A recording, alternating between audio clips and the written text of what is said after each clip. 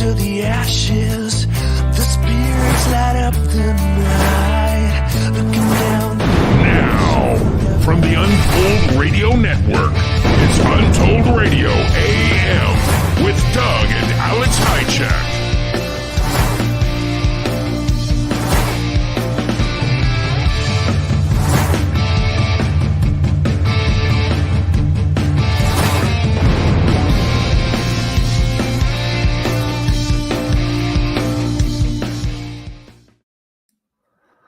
Hello, Alex, and all of our extended family in chat. I even see some bigwigs are in chat tonight. Brandon B is, Buttworm's here. Crystal's here. Mary Jo is in the chat. G Black Sheep. Jay's in the chat. John Ayers.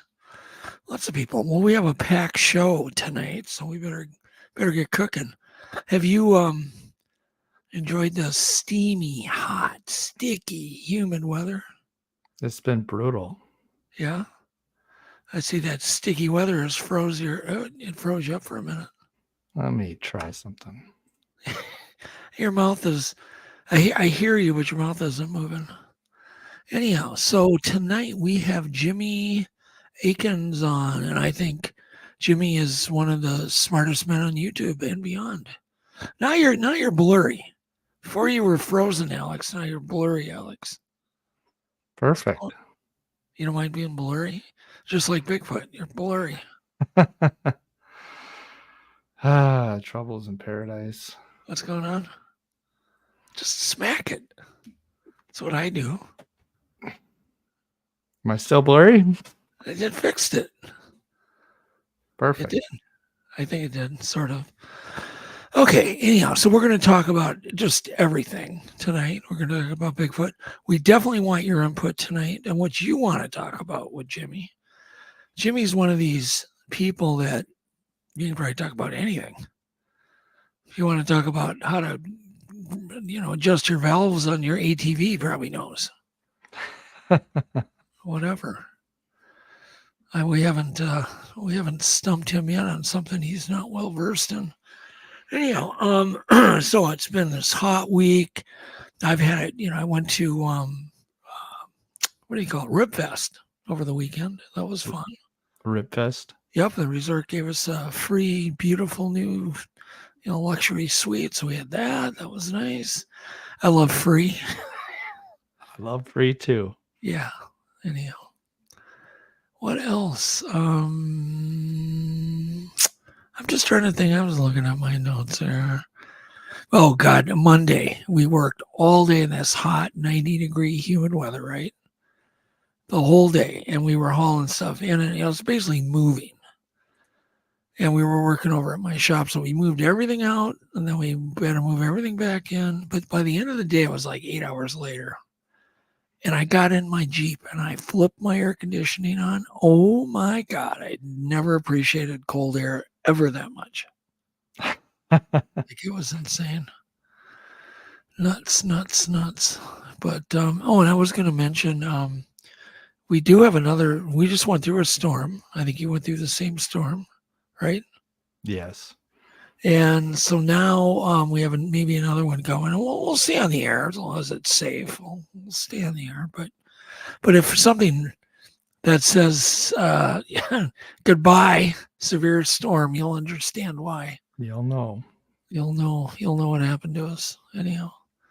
So I'm trying to think, what do we want to do? I want to talk about dark oxygen.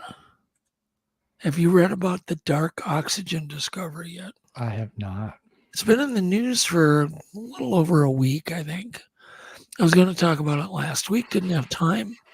So 2013, there was a dive team down way, like, I think they were down like at 10,000 feet deep. And they were getting oxygen readings. And they were like, well, the equipment's malfunctioning, right? Right. They took a number of readings. They just thought all this equipment was malfunctioning. So they kind of ignored it. That was in 2013. Then I think it hit this guy. All of a sudden, it just hit him like something they need to test. Anyhow, so they go down deep again, and there's apparently metal, kind of iron or metal-filled nodules or blobs of rock all over it on the seafloor, down deep. And they realized that there was oxygen coming off all of these nodules, all these metal chunks of rocks. Jeez. From the seawater. And they realized these rocks were all producing electricity from the electrolysis from the seawater, creating hydrogen, separating water into hydrogen and oxygen. And it was making oxygen. And now they think maybe 50% of our oxygen might come from the deep sea. Completely the opposite of everything they've told us. Of course, they keep changing it. We don't know Shinola, if you know what I mean. Yeah. We don't know anything about what's going on our Earth. But I just thought it was really interesting. I mean, this is not rocket scientist.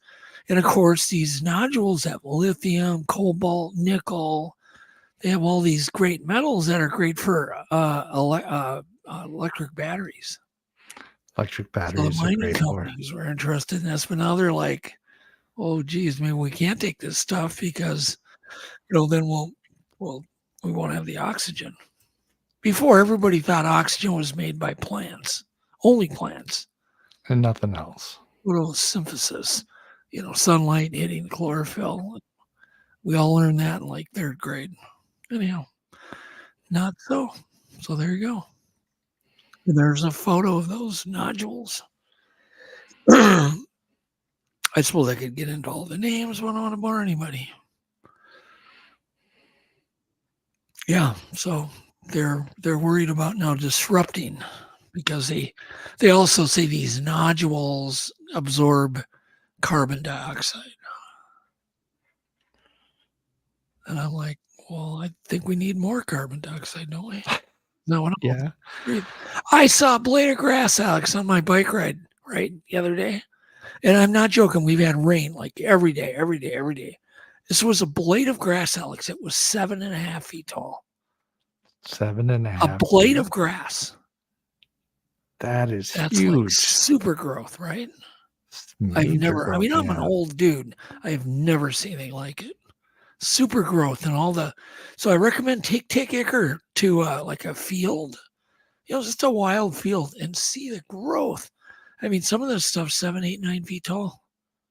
Where normally, field stuff stays kind of knee high and, maybe hip high if you're at the end of the year. It's insane from all the rain that we've had. It's been kind of the right amount of rain too, right? Yeah, about the right amount. All right.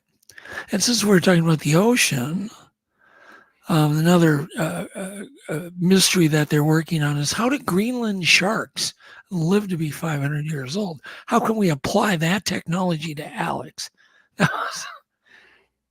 Alex getting ahead of himself a little bit. Anyhow, so that's a Greenland shark taken way down deep, like 2,500 feet. And these things live deep, but they also live shallow. In Monster Quest, I put the team together that filmed the first Greenland shark in a river in the St. Lawrence Seaway. I mean, they kind of knew they were in there, but no one had ever filmed them. In fact, these things, they weren't even video one of these sharks until like 2003. Let me look here. I'll tell you exactly. In 1995 was the first photo of one of these things. And that was 2003. Yes, they got the first video. And then in 2008, we filmed the first shark in freshwater, one of these Greenland sharks. Jeez. Okay, but there's a couple of things about these things that are interesting. When would you guess they get to breeding age? An animal that lives 500 years old, when would it get to breeding age where it could breed? 40. 125 years old, they don't even start thinking about sex. Think about that. Put that in perspective, dude. I mean, you're in your early 30s. Could you imagine you'd have to wait another Almost 100 more years before you even think about sex, right? Right. That's a long time to be That's a alive long and wait. But not they think die. this is part of why they live so long. They more normally when we get older, our metabolism slows down, but with Greenland sharks, it stays steady. It doesn't drop off. It doesn't drop off. Right, like humans, it drops as we get older.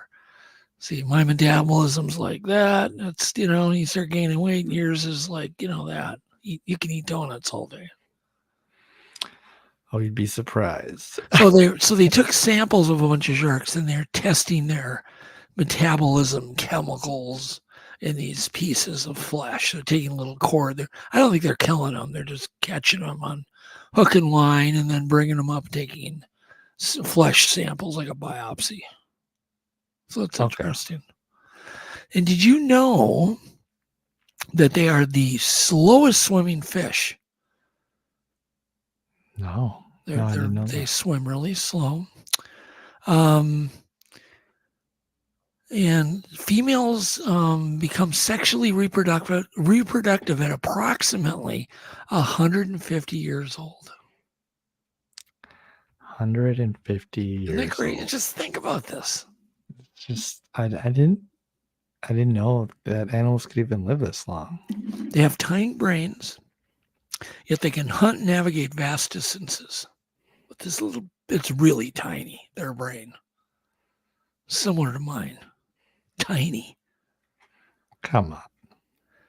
And their flesh is so full of toxins that you could die eating it. It's full of urea and all sorts of poisons and toxins. It's in their skin especially. It's very toxic. Their flesh. You do not want to eat a Greenland shark. Apparently there's some native tribes that know how to get rid of the toxins. They know what to do to Special cleaning technique. something. Yeah, I don't know. But could you imagine there was not even a photograph of these till 1995. And no video till 2003. Well, that's pretty cool for a big animal. Like get 20 foot long. Right. Shows you what else have we Yeah, captured. exactly. I mean, I think we got lucky. We had radar, we had really good equipment, but I mean, we filmed the first. That's kind of a cool accomplishment. You think it could have easily gone another 10 or 20 years? Well, it was people damn near. discovering them? These things. I think they live in Lake Ontario, even in the Great Lakes. They just don't know about it. They stay deep. How would you even know they're there? How would you? They stay deep. They're not going to bite on a little lure. People are fishing for walleyes in Lake Ontario or Lake Erie. They're not going to bite on any of that stuff. And the St. Lawrence River runs from the Great Lakes, boom, boom, boom, and then out into the ocean. And the shark we filmed was way inland. I mean, it wasn't like by the mouth, because they do get sharks at the mouth of the St. Lawrence River. But the one we filmed was like way inland, like by a guy's walleye fishing dock. Literally. So what other interesting facts are there on Greenland sharks? I don't know, it's long. I just really get into this stuff. Certainly do. So as you know, bull sharks swim up the Mississippi River, right? Did you know that? I didn't know that. You could get bit by a bull shark. Well, they kind of reboot. They go from saltwater to freshwater. They can just reboot their computer. Yeah, that's about it. Yeah, so the one we filmed was 12 foot. It's kind of cool. All right, enough of that. Greenland sharks. They just found out or rediscovered or just kind of paid attention, kind of like the dark oxygen, that suddenly it's hitting scientists going, apes can talk.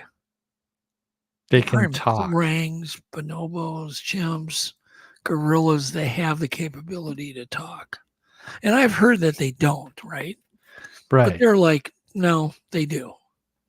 So do you see the spectrogram? There's two of them. One of them is human. These are all saying mama. It's a chimp. And if you compare the middle spectrogram, all three of them actually, I think there are two different chimps that could say mama, and then a human. The bottom one's human. They're not that far off. And of course, have you ever heard a chimp talk, Alex? No. Well, would you like to? Yeah. I sent you 2 clips, clip 2 and 2A.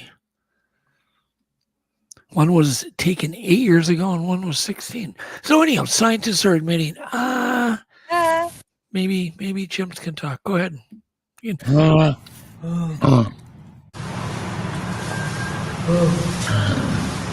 good. Very good.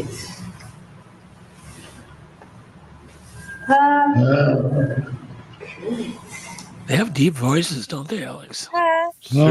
Super deep. All right, now go to the next one. Actually, it's a word, not just Can you say mama? Mama? Is this for mama? You love your mama? You love mama? Here, sweetie. This is pretty clear. This is for you. Yeah.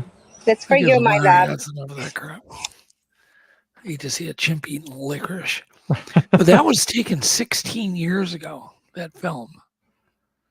So anyhow, apparently some scientists got together and they all kind of determined, wrote a paper and published it and said chimps, primates can say vowels like humans. They can save them. Which means it adds even more credibility to the Barry and Moorhead tapes, the Sierra sounds. Yeah, It adds more credibility to those. So I thought it was interesting. Did you think it was interesting or no? I didn't know that they could talk like that. You didn't? No, that was cool. You're so chill tonight. All right, let's get Alex laughing or some damn thing. Okay. we gotta get Alex energized here. Okay. So I want to let's stump you real quick. I got 3 or 4 riddles for you. Okay, can I smash the bumper? You can smash the bumper, yes. I'm an expert at overthinking things that I shouldn't. You come across as a cool guy, someone who's the opposite. Let's really stump Alex.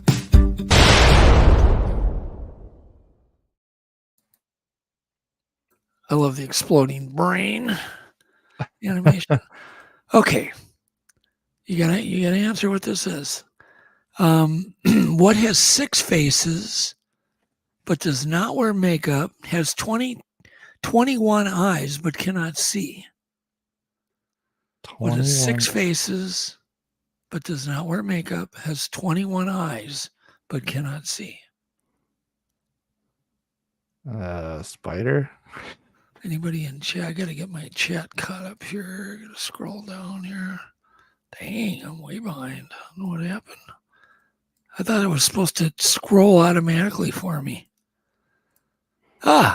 Jay got it right. Oh, Ristel got it right.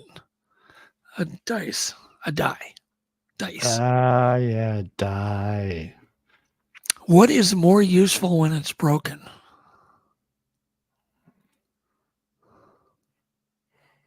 More useful when it's broken. Yes. And you want to know what's funny about this? I asked you this before and you got it wrong. So I'm testing you to see how much you're paying attention. Come on. We got all day. What is more useful when it's broken? I don't know. Loretta got it right. An egg. It's an egg. You can't eat it unless it's broken or cracked. Okay, That's what true. comes once in a minute, twice in a moment, but never in 1,000 years? What comes once in a minute, twice in a moment, but never in 1,000 years?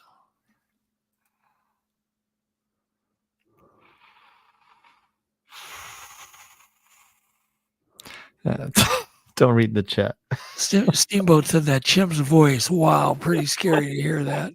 That would be going, mama, Mama. Could you imagine?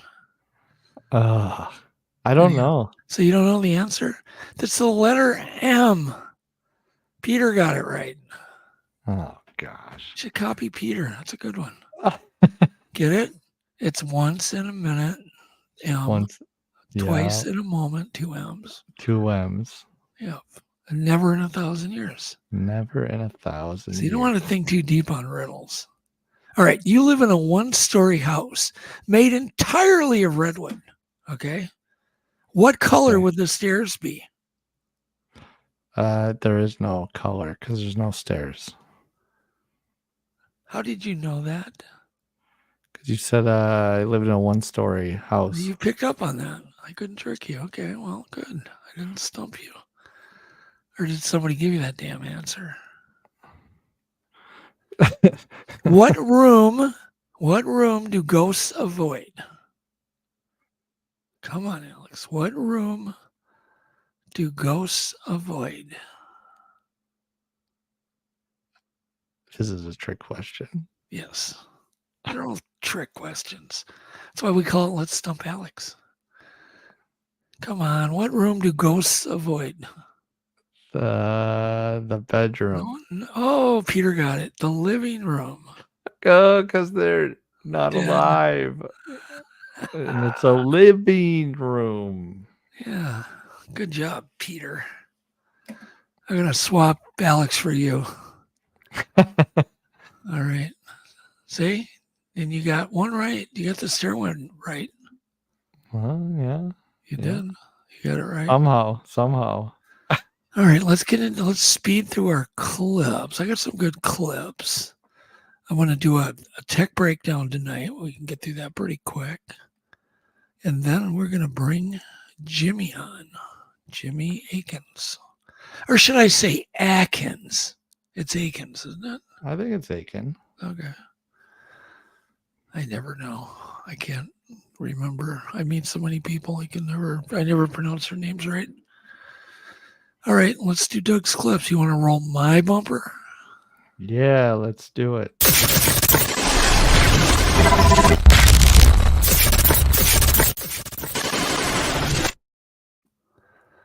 All right. So how big do you think the biggest swimming pool in America is, and where do you think it is?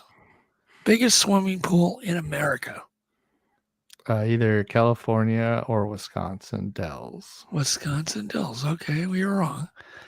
It is about a mile of shoreline. I want you to think about a swimming pool with a mile of shoreline.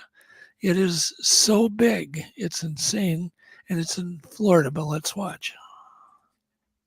This is the largest swimming pool in the United States. Epperson Lagoon, located in Wesley Chapel, Florida, spans an impressive 7.5 acres. The pool uses a proprietary system developed in Chile, ensuring crystal clear water and covering an area of 328,739 square feet.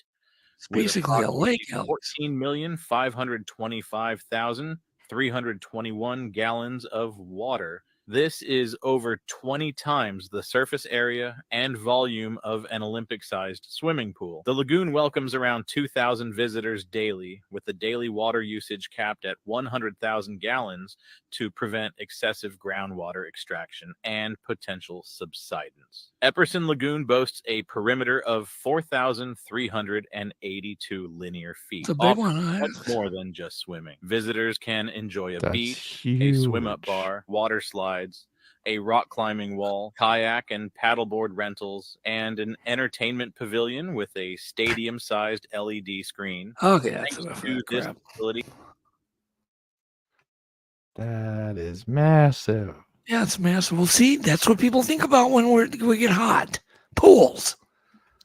Do you see my way, how I do this? I see how you do You it. see how I think? Clipped your way. No sound. What is the biggest house cat you've ever seen? Don't play it yet. Just, you ever seen a really big house cat? Yeah. Yeah. Who? Where? Your brother? No, oh, not in person, but I've seen them online. Oh, okay. Check this out. Clip 2A. Look at this thing. This is not animation. This is real. Thing is just standing on the ground. I got more videos. That's one of those coon Maine coons. Maine Coon, yeah.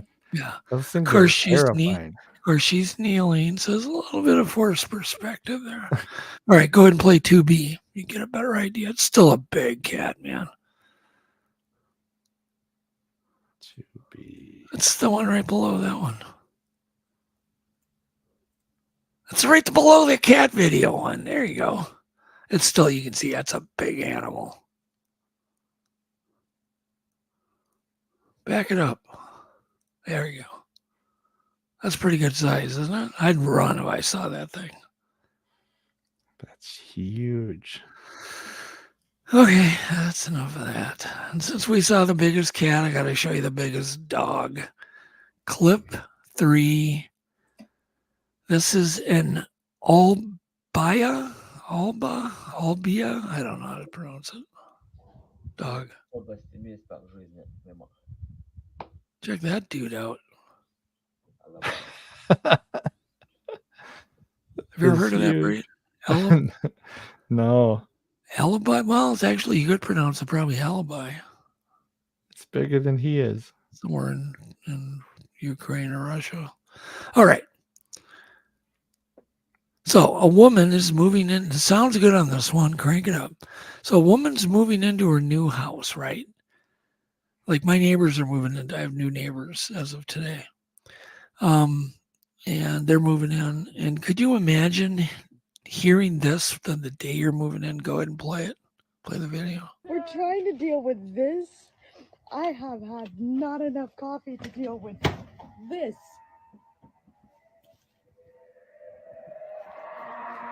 Honestly, this is coming from the dream. Okay. Some creepy word shit. Where is that? Who is that? What the fuck is going on around here? Wouldn't that freak you out? Yeah. The day you're moving in? When my biz partner decides to join the siren call.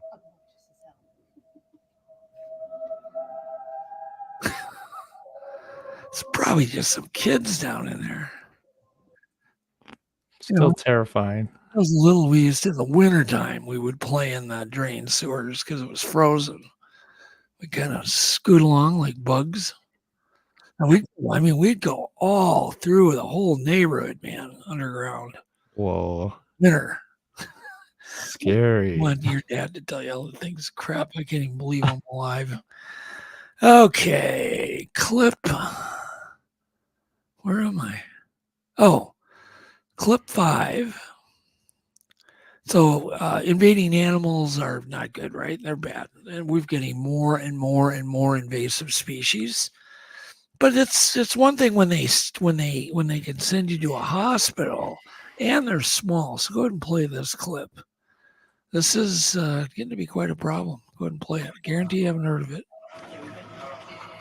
They're small in size, but can inflict some big-time pain. They're usually stuck between the seaweed that we're catching right now. Just kind of scoop. This survey in the Matitaconk River in Brick Township. See here, we got one right here. Finds an abundance of clinging jellyfish just off these docks. See, here's a couple. The tiny creatures attached here to algae have a painful sting so potent it could require a trip to the hospital. The abundance of what we found is actually kind of scary in a way because they're so small. We're going to kind of look through. Dr. Paul Bologna, Director of Marine Biology and Coastal Sciences at Montclair State University, on the water with some of his students. Alex cannot wait to go swimming off the New Jersey coast. No, thank you. Never get in the water ever again. No, never. Go ahead. That's enough.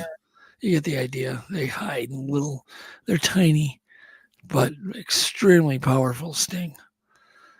All right. The next clip is definitely my kind of aircraft, right? So I was working on a dirt bike, part of the weekend, but I never thought of this. This is amazing. And remember, folks, performed by professionals. Do not try this. Oh, yes. This is cool. Oh, yes. Do not try this at all. Now that makes sense. Play it again. Doesn't that make sense? Oh yeah. It just makes sense. You're gonna come back down, right? But you could probably get some pretty good air if you had a headwind. Okay. But it makes sense because you had nice big wheels, shock absorbers to land on. All right. Clip 7, sound is fine. This is probably where all the Sasquatches go. Everybody wonders. Say they go into caves. Well, check this out. I don't think you need a cave. Go ahead.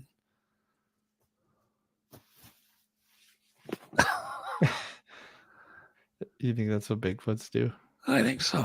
I think by smell, the same kind of ground exists there. There's moss. It's like 3 foot deep. You just disappear. They could just have a hole and just take it all of their own hole and dive into a hole and pull a bush in there. You'd never know. It's awesome. Yeah, you never find that guy. No. Clip 8. Clip 8. The sound is good. So I always wonder, and this person wonders, excuse me, is this a mothership or are these just separate lights? Doesn't really matter. Take a look. Go ahead and play it. Sounds good. And this is over the sky right now. What the hell is this? They were flickering lights, and there's a bunch of people pulled over on 75.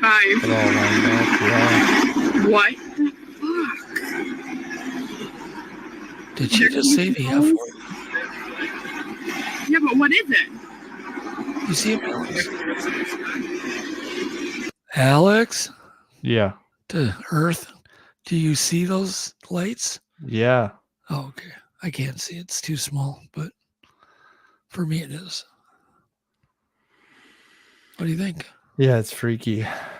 It is. Haven't you ever seen big groups of lights like this? We have. Me and Yvette have.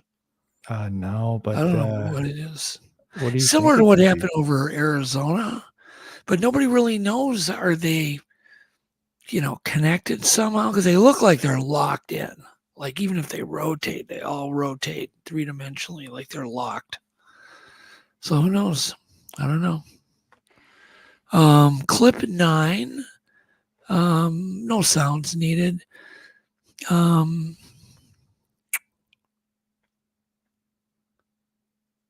This is just freaky. This is obviously made by AI, but just go ahead and play it. Gives people an idea to just be on your caution now. Because they're combining footage of a dog like here and a fish, right? Right. And it just melds them together. It couldn't create the fish scene or the dog scene, but the AI knew how to meld it together. It knows how to make a fish dog. Yeah. Hopefully, there's no catfish around. But go ahead and play it one more time. It's just seamless. It is. That's why I wanted to play. It's kind so of beautiful. Weird. I'm seeing a lot more of this going on right now. So just be on your toes now. Don't buy into every damn piece of video. We're coming of age where it's going to be experts that are going to have to determine whether something's real or not. So yeah, it's going to make Bigfoot footage a lot harder. Well, not really. It's just people are going to have to rely on the experts. They're not just going to have to see something and just go, "Oh, that's real." They're going to have to get the expert opinions on it from forensic film and digital film people that really understand and have technology to tell whether it's a composite or whether it's, real footage. That makes sense. Yes. All right. Next. Sound is fine. And this freaks me out about self-driving cars. Another example of what can happen when things, self-driving cars are great. If the roads are normal, but as soon as you get like this situation, go ahead and play it. I mean, there's a traffic jam. There's a cop trying to direct traffic. And the self-driving car has no idea what to do. And the people in the self-driving car have no idea what to do. Go ahead and play it. Sir, we cannot move. We're sorry. This car won't let us move. So this is getting more and more common when these Ubers are picking people up without drivers on them. Scary. Yeah, and it's only, this is only going to happen when something isn't, obviously a traffic jam with a traffic cop in front. It's the driving. The car's not going to know what to do. Right. And the cop's just like, come on, move over. And the car doesn't know what to do. It's a weird problem. All right. If you're ever in that problem, I would imagine you get out of the passenger side and you get in the driver's seat and take over for it. Exactly. That's what you're going to want to do. Okay. Geez, that was clip 10 already. Let's play the bonus clip. This is coming. Airless tires have been around a long time, but they're just now starting to get sold and used commercially. Go ahead and play it. Airless or tubeless tires. Go ahead and play it. So I know these exist, but it's the first time I've seen them. These are airless tires. Very cool, Alex. What's the benefit there? They just don't pop? Well, they can't pop. Yeah, they're Right. bulletproof. I mean, they're literally bulletproof. You can never get a flat tire. So that's the benefit. Nice. They're coming. Get used to it. They are coming. So I think it'll be a good thing. I don't see any problem with that. No. All right, tech breakdown. I'm ready. This is going to be a very fitting one. All right. Cool if I play the bumper. Yes, please play the bumper, Alex. All right. I'm going to hit it.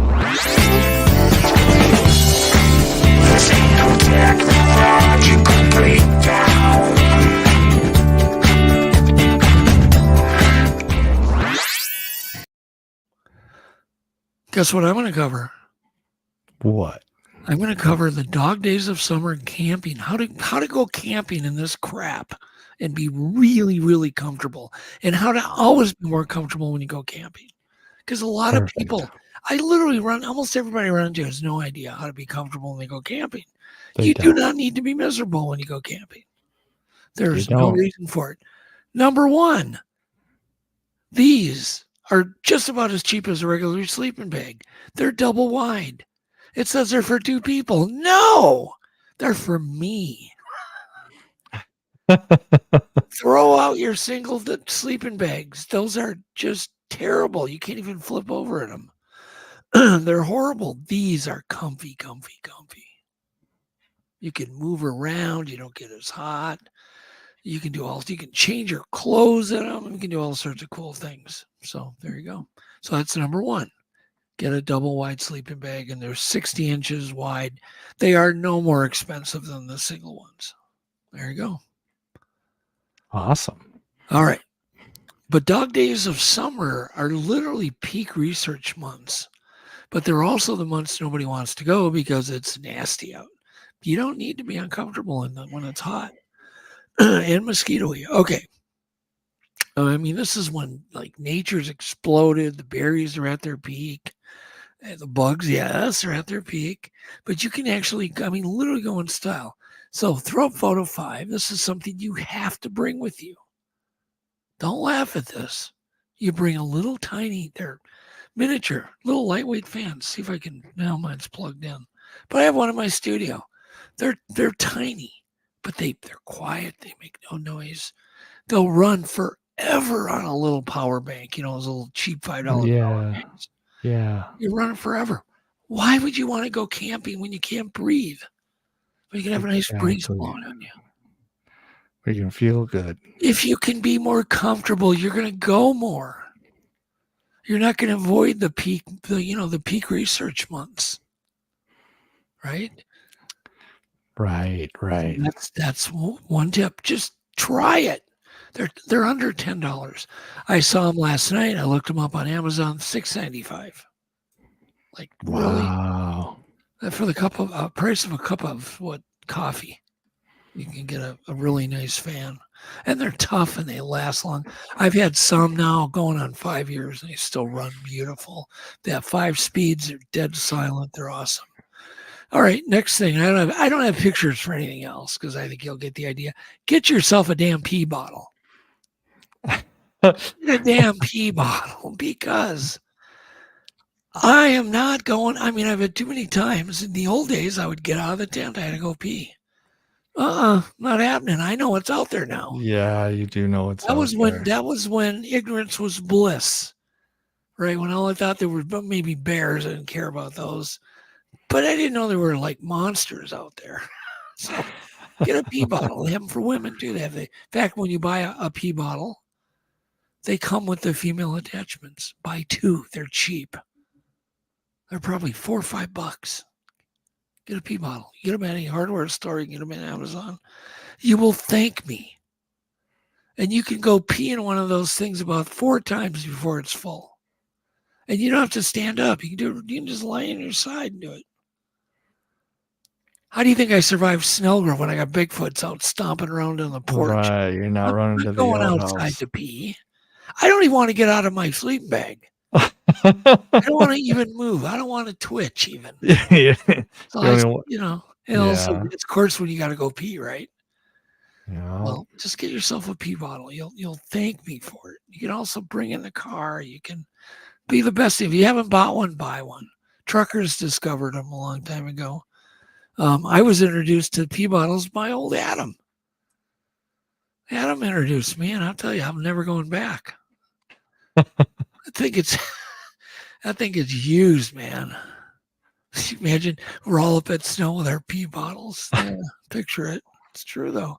But you're comfortable, right? Yeah, you are. If you start taking away the things that make you not want to go on, whether it's expeditions, camping trips, you start wanting to go again. You go, oh yeah, let's go this weekend. That's going to be 85. So what? You're going to have your fan. You don't give a damn. All right. So what other things can we do? You can buy polypropylene socks. Take your cotton whiteys, the white ones, and throw them in the damn garbage. Or don't bring them camping. Bring polypropylene socks. They wick away moisture. They stay dry. They dry quick. And they wick away sweat. You'll stay much more comfortable in polypropylene socks. In fact, in the winter, like if you're going to go winter camping, if you're an Arctic explorer, everything has to be polypropylene. Always bring polypropylene. Clothing. I remember the first time I did an Arctic trip in the winter, the guy made me give up all my clothes, all my street clothes, and just put this thin polypropylene top on and thin polypropylene pants on. And that, I didn't even get a coat. No coat either. You can't wear a coat either.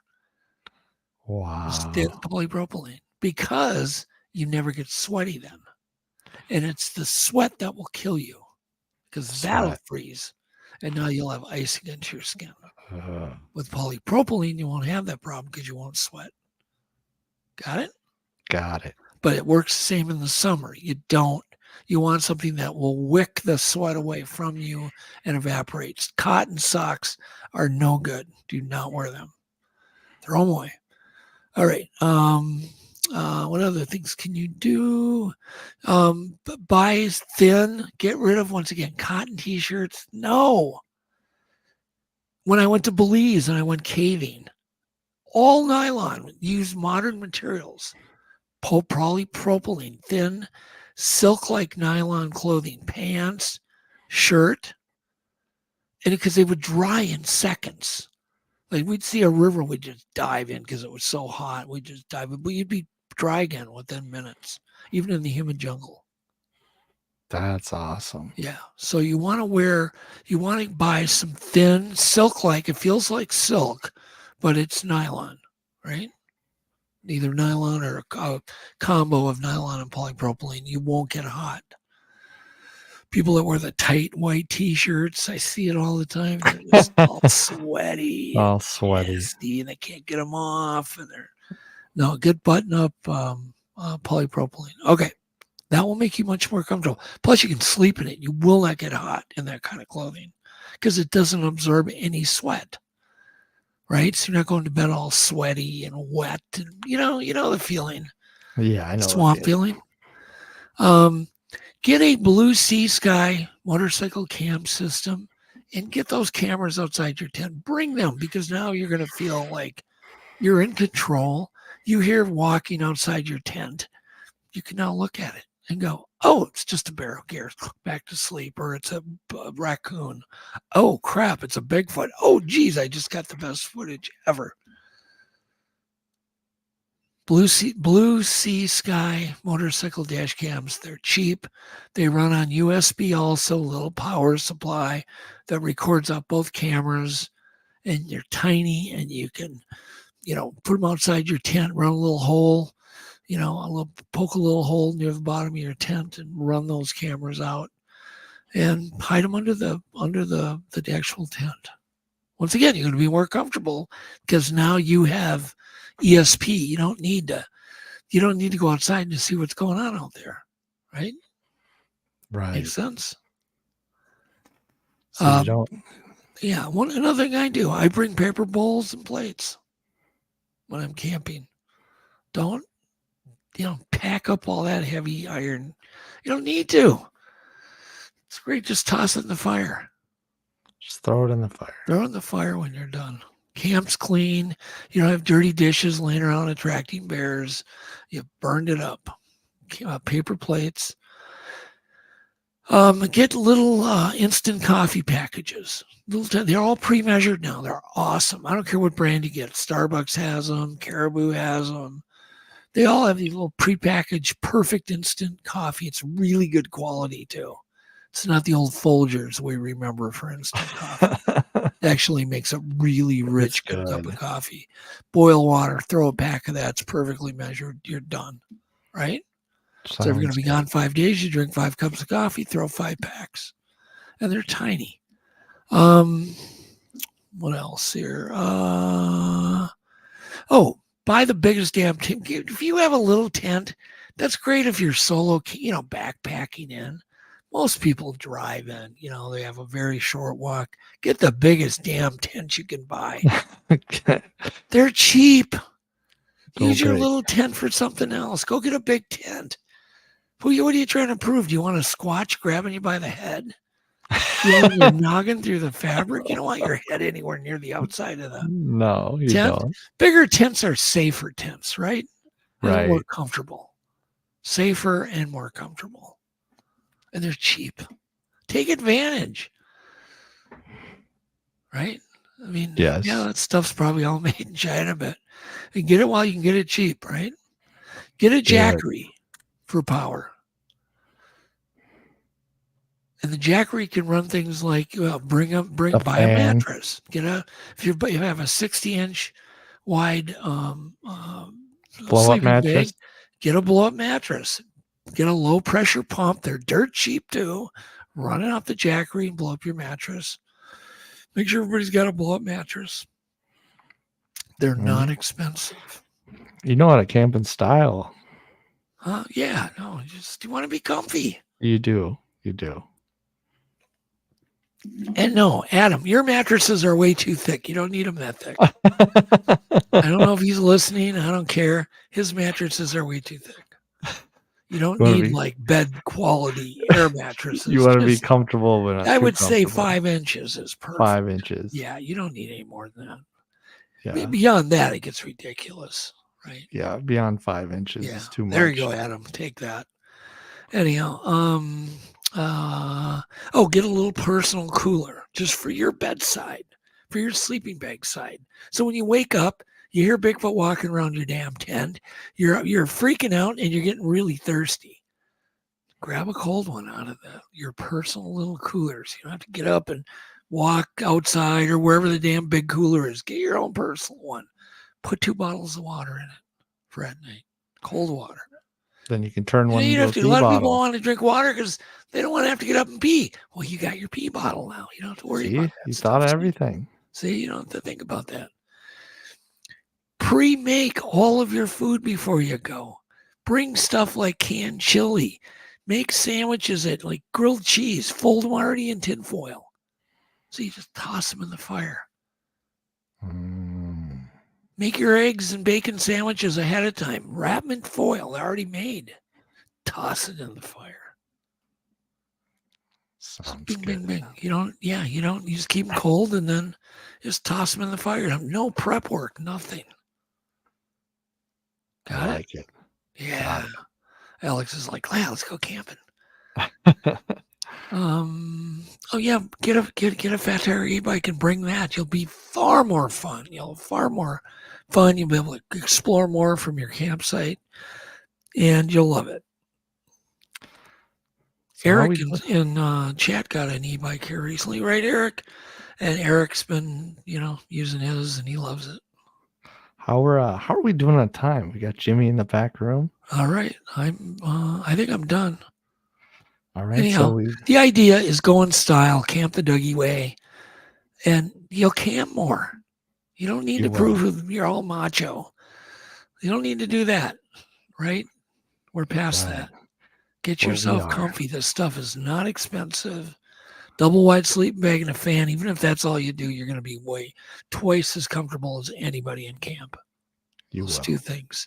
You're going to love the double wide sleeping bags, man. They're just kick butt. And do not, if your wife wants to have one, or your girlfriend, get her own double wide. Right? Right. Yeah, don't try to fit two people in. Then you're right back to having a single one. You've defeated everything. All right, that's it. Our guest, you said Jimmy's in the back room? Yep, he is. All righty. That was my brother's name, Jimmy. It just hit me. We didn't call him Jim, we called him Jimmy. So Jimmy Akin, he's basically internationally known author, podcaster, researcher, speaker, and I like to think of him as a scholar. Compared to me, he's like, oof. He's like a major scholar. Here's the wave, Jimmy. I see him back there. He's also a senior apologist at Catholic Answers, right? Right. So he basically has more than 30 years of experience defending and explaining the faith, right? And he'll tell us more about that. Jimmy is a convert to the faith and has an extensive background in Bible theology, the church fathers, philosophy, canon law, and more. He also delves into topics from Bigfoot to apparitions and more, and weird topics. He does not ignore those weird topics. It's the reason he's going to be on our show tonight, because that's what we're going to do. We're going to talk about weird stuff. So come on in, Jimmy. Did you want to go to a quick break? Oh yeah, we can do that real quick. Yeah, okay, we'll have him on in just a minute, guys. All right. Hanger One Publishing, books that explore the unknown. They're after my story. Legends leap off the pages of our books. You think you're the only one? They're under my heels too. From UFOs to cryptids, Bigfoot and beyond. Who's behind all this? Hanger One Publishing, where every legend is revealed. It's Hanger One Publishing. They're unraveling all of our mysteries. Dive in, real videos, sights and sounds with our immersive book technology. I guess our secrets are out now. But in the best possible way. From Bigfoot tracks to galactic trails, we cover it all. We should get out of here before it's too late. You're right, let's plan. Escaping reality? Dive into ours. Hanger One Publishing, revealing the universe's best-kept secrets, one book at a time.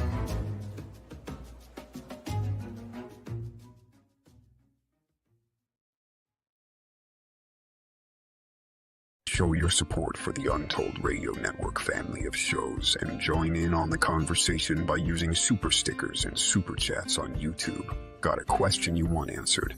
Ask it live via a super chat and get real-time responses from our show's knowledgeable hosts and guests. Help keep the Untold Radio Network shows running strong. We need your support. Send your super chats and stickers now.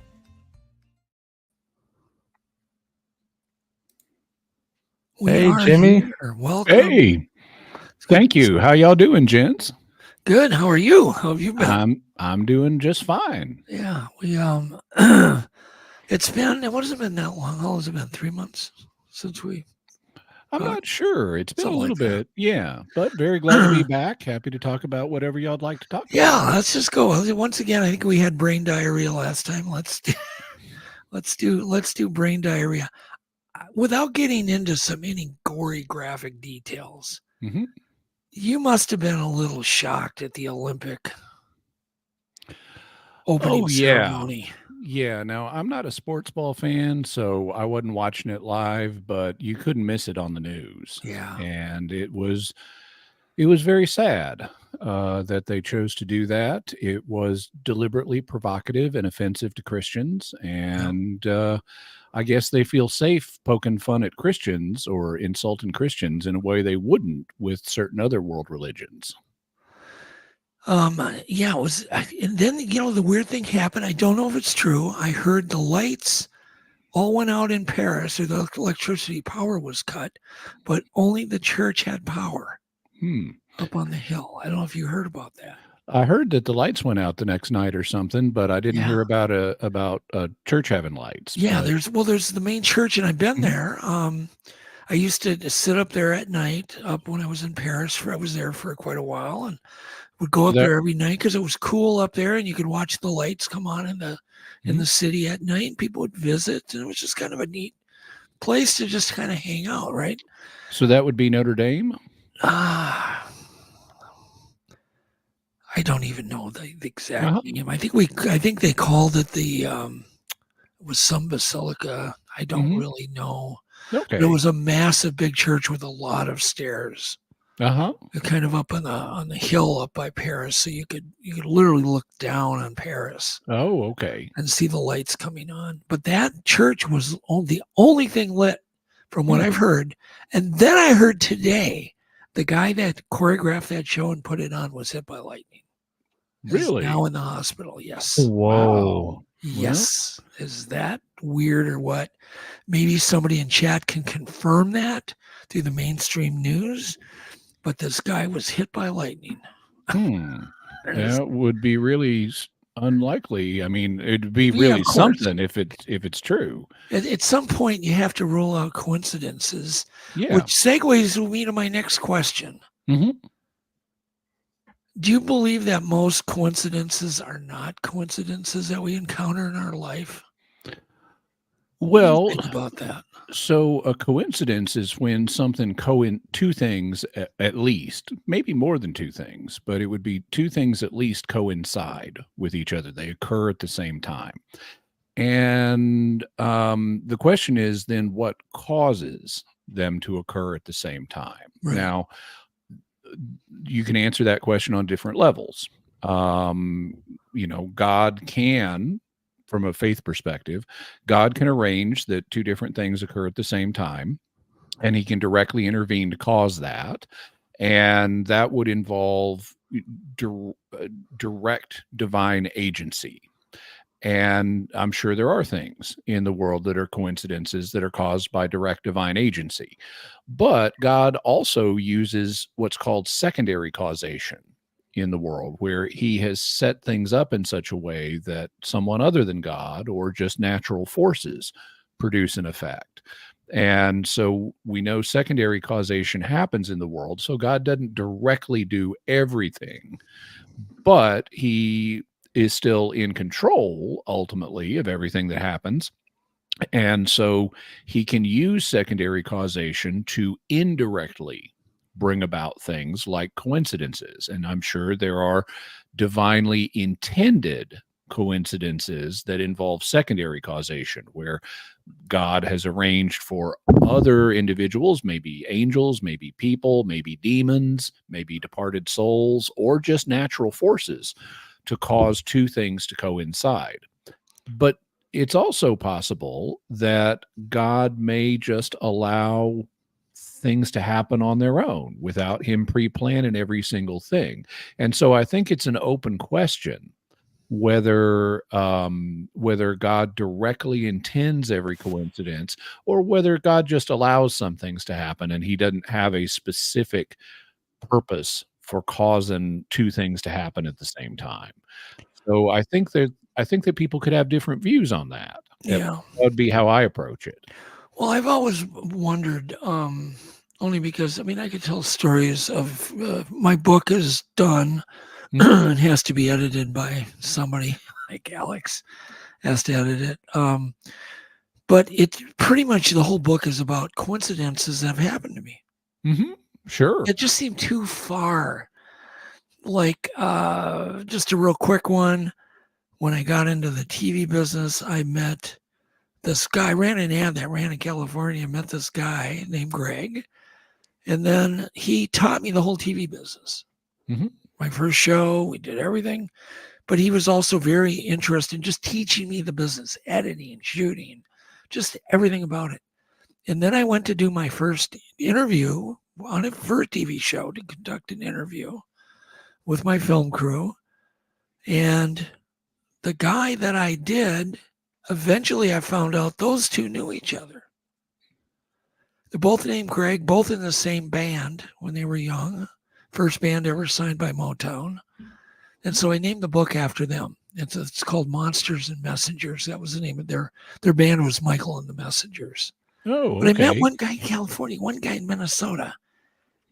And both were involved in, I mean, what are the chances of that, Jimmy? Yeah, and in cases where two things coincide and it's really improbable that they would coincide, that makes you sit up and take notice more. There's a higher likelihood that there may be something meaningful in this coincidence, and that's what leads to a special kind of coincidence, which Carl Jung, the 20th century psychiatrist, talked about. He called meaningful coincidences where there's no obvious causal connection between two things, but nevertheless something happens and it's meaningful to the people involved. He referred to those as synchronicities. And so synchronicities are a special class of coincidences. And he didn't have a fully orbed explanation for them, but some folks have tried to explain synchronicities in terms of psychic functioning. You also could explain them in terms of divine causality. You know, God might bring some of them about, but if you have something that's really improbable that it would happen on its own, and yet it does happen and it's meaningful, then that would be a synchronicity. There's a famous example. This is kind of the classic example of a synchronicity. Jung was doing a talk therapy session with one of his patients, and this woman was very rational and was very unwilling to explore aspects of her character that Jung thought she needed to in order to make progress. But she was telling him about one of her dreams as they were talking in the therapy session. And she was telling him about a dream where she was presented with a piece of jewelry that looked like a golden Egyptian scarab, you know, a scarab beetle, which of course was sacred to the Egyptians.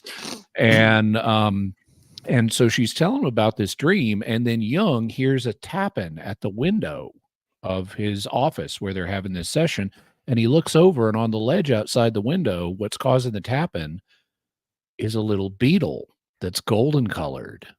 And so he opens the window, and he reaches out, and he gets the beetle, and he hands it to the woman and says, "Madam, your scarab." And it was such a meaningful coincidence to her, given what she'd just been describing, that it helped convince her to not think of everything in strictly materialist, rational terms. And she was able to start making psychological progress, according to Jung. Super interesting. Is it possible, you know, we talk about God, like, you know, arranging coincidences and so on. Is it possible God created a universe that helps coincidences happen? If they're like to meet people, if you're on the right path in your life, to meet the right people so you can do good things, whether it's educate people or, you know, whatever. I just felt like there were so many things that there's just no way they could have been chance. And yet I never felt like, oh God, like somebody paid attention to me. I always felt like it was more just the universe kind of generally some intelligence in the universe that was helping me. But of course, wouldn't have God created those? The universe is an intelligent kind of. I don't know. I don't even know. I'm not even sure what I want to say.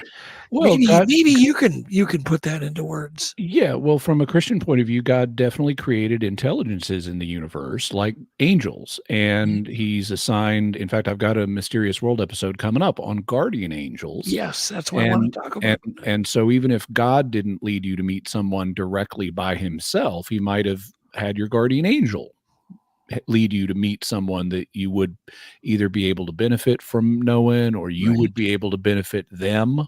You could help them out. One of the things that I think that is important to bear in mind in considering situations like coincidences is we want to be a little cautious, because humans are pattern matching animals. We see patterns in everything. Even it's like, if you ever, back in the day when, if you turned on the TV late at night and the stations were off the air, you'd see static. And I remember I would do that as a kid, and I would look at the static, and there's no meaning there, but I would start to see spinning pinwheels in the static and all kinds of patterns. Really? Okay. Yeah. And I remember those days at 2 a.m. Yeah, exactly. And so humans have a tendency to see meaningful patterns in random data. And there's actually an evolutionary reason for that. It helps us survive and reproduce, because if let's say you're a caveman and you're out camping, or even if you're not a caveman, you're out camping, you're looking for Bigfoot, you got your double wide sleeping bag, you got your portable fan, and you hear this rustling in the grass. Well, if you assume that it's just nothing, then you may be okay. But if it turns out it's a panther that's on the hunt, the panther may leap out at you and grab you and start munching on you. And so, there's a survival advantage if we assume that any noise we hear like that is actually meaningful and we need to pay attention to it. And so, because of that evolutionary incentive, and as a Christian, I would say evolution is part of God's plan. Now, if you don't believe in evolution, that's fine. But just looking at it from whether you believe in evolution or not, humans will tend to survive better if they overreact to patterns and assume that something is meaningful and that they need to pay attention to it until it's proved that they don't. Yeah. And because we have that tendency to see meaningful patterns in random data, I would urge people to be a little cautious about every coincidence that they encounter and assuming it's meaningful. If it's something really bizarre, something really improbable, well, then, yeah, definitely pay attention to it. Well, I think that meeting those two men, that I both ended up doing huge science things with, experiments with, and science stuff just seems so bizarre. And by the way, I reunited those two guys. They hadn't talked to each other in like 40 some years. Wow. And I said, Greg, here, I think you need to talk to this guy. And then reunited those guys. But so that was definitely a case where I don't think there was a pattern. And it could have happened by just happenstance, right? It could have. But man, sounds pretty improbable to me. It is. Yeah. Those are things that really make you go, The key thing, though, in terms of our reaction to coincidences is, I would urge people to, unless it's really improbable, just kind of, I'd urge them to relax and say, well, maybe it's meaningful, maybe it's not. And as long as there's no urgency to sort out that question, you can just kind of leave it be. Isn't it important, though, Jimmy, to at least think about it a little bit? Isn't that kind of a responsibility to at least think about it, put a little thought into it? In proportion to how improbable the coincidence is, the more improbable it is, the more attention it calls for. But there are all kinds of little coincidences that happen every day. And if we try to devote significant thought to them, we drive ourselves crazy. We wouldn't have time to do Well, anything else. like you own a white car and a white car pulls up to you. Yeah. Yeah, exactly. Parking lot. Yeah, no, I agree. But regardless of whether it's a meaningful coincidence or not, we want to do good in the world. And so, if something happens and puts me in a particular situation, whatever that situation is, some coincidence happens and I'm in a new situation, I want to do good in whatever situation it is, regardless of whether the coincidence was meaningful or not. Yeah. What Jimmy, what advice would you have if someone feels overwhelmed by the number of coincidences in their experience?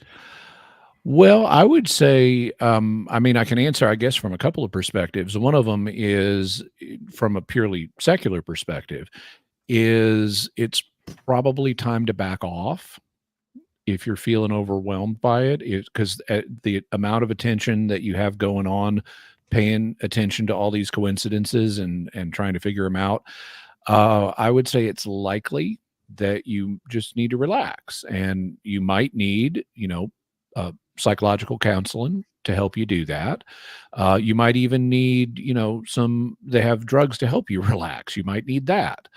On the other hand, from a religious point of view, I would say, again, you probably need to relax and trust God.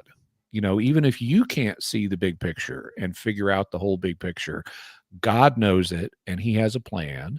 And so if you're feeling overwhelmed, trust him. Like it says in the New Testament, put your cares on God because he cares for you. So you don't have to worry as much. Were you asking for yourself, Alex, or for a friend? For a friend. Oh, God. Yeah, but it's like Jesus says in the Sermon on the Mount, don't worry about tomorrow. Tomorrow will worry about itself. Yeah, that's good advice. So I'm just thinking here, if we want to open the guardian angel door, because that's such an important topic, I think, because I've heard so many stories from so many people. If you kind of, ask them in a really cool way, a lot of people will tell you some experience where they felt a guardian angel saved their life. Or I asked my nephew that question. We were having coffee out in my garage, and he said that he was standing on a curb. He was daydreaming, and he felt somebody grab him by the jacket and just jerked him back. Mm-hmm. And he looked behind him. No one was there. And then a bus. Literally, he would have been killed by this bus. And there was nobody there, he said. And that's a typical kind of story of a guardian angel that maybe saved somebody's life. I don't know. Just tell me all your thoughts about guardian angels, because I'm sure you've got a lot of them. Yeah, well, so it's actually interesting. The basis for guardian angels in the Bible is not as strong as you might think. In the Old Testament, there are situations in which God sends an angel to help somebody out, and the angel helps them on that occasion. But it's the idea of an angel regularly guarding this person isn't really around in the Old Testament. What you do find in the Old Testament is angels as guardians of nations. One of the things that Deuteronomy says is that when God divided up the nations, he assigned them to high-ranking angels that were called sons of God. That was a term that was used for high-ranking angels. Like we see that in the beginning of the book of Job, where we're up in heaven, God comes into his throne room, and all the sons of God or high-ranking angels come in with him. And so he put the different Gentile nations under the care of these sons of God. So they've got national guardian angels. And then he kept Israel for himself.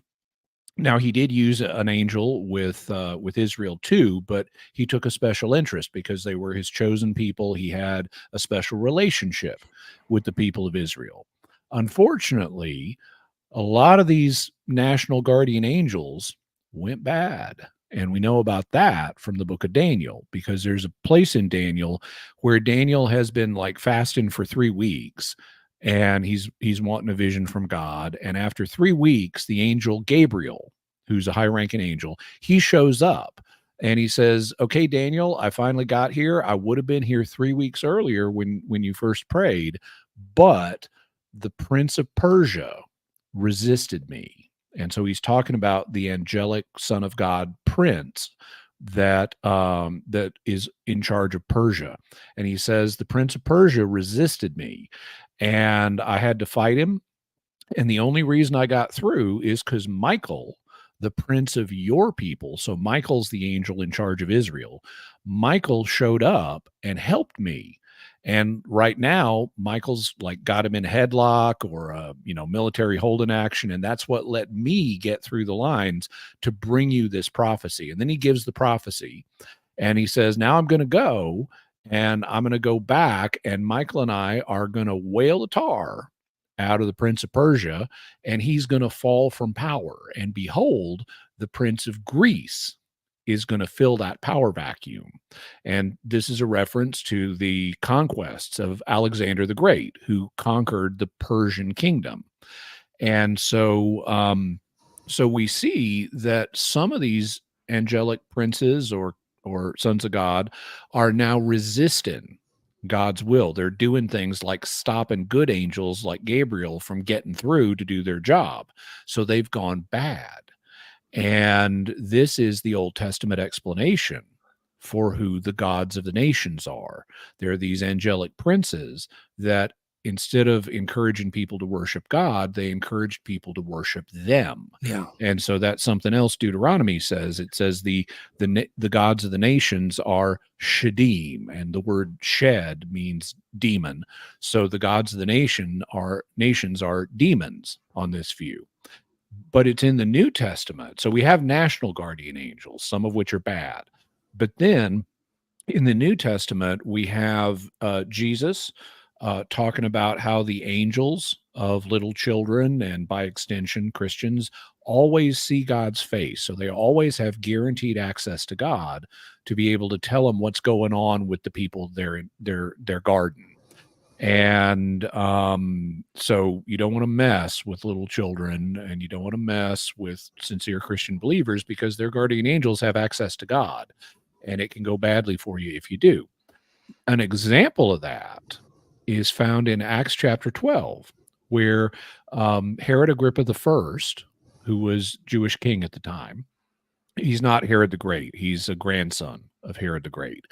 But Herod Agrippa I arrests and kills James, son of Zebedee, one of the core of the 12 apostles. There's sort of 4 core apostles among the 12. It's Peter, his brother Andrew, James, and his brother John. So Herod Agrippa I has just killed James, son of Zebedee. And he sees, according to Luke, that pleases the Jewish leaders. And so he arrests Peter. And he's planning on, this is in the year AD 43. And so he's planning on killing Peter too, but he's got Peter locked up in jail. And during the night, the guards are there, but they've fallen asleep. And an angel shows up and lets Peter out of jail and leads him out through the streets. And Peter thinks he's seeing a vision. He doesn't realize this is real. He thinks I'm seeing a vision.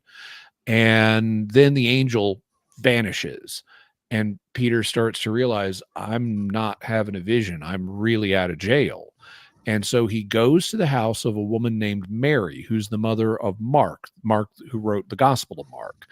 And they're having a prayer meeting in Mary's house for Peter, because everybody knows he's in jail and he's going to be executed. And so they're praying for him.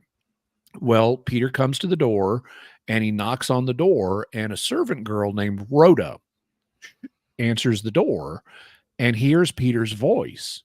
And she is so amazed, because everyone knows he's in jail. She is so amazed that Peter's outside the door talking to her, that she runs back into where they're having the prayer meeting, and she says, "Peter's at the door. Peter's at the door." And everyone thinks, no, you're crazy. It can't be Peter. He's in jail. He's getting ready to be executed. But she insists, no, it's really him. And it's at this point they say it must be his angel. And one of the very common interpretations of this verse is that they thought since it couldn't be Peter, it must be Peter's guardian angel at the door. And there is at least some evidence in the ancient world that, at least in certain periods of history, people thought your guardian angel looked like you, or at least could appear as you. And so that could explain the similarities between who's at the door and the angel that they refer to. That's interesting. Yeah. Yeah. What about modern examples that are just, quick, where somebody never really even thinks about a guardian angel, and suddenly they realize they didn't get on a flight, they overslept, they get on the flight, and the flight crashes. Those kind of examples. What about the modern things? And have you ever had an experience? You felt saved by just something. Yeah. Weird, So almost saved by a coincidence.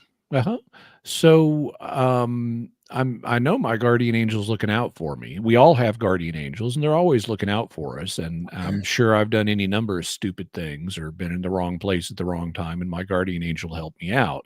The question is, did he help me out in an obvious way? Like, did he ever, if I was about to be in a car crash, did he ever yank the steering wheel without me moving it so that I avoided the car crash? Well, no, nothing like that's ever happened to me. My guardian angel, at least thus far, has tended to help me in subtler ways that aren't as noticeable. But there are people who have the dramatic encounters like the one you mentioned.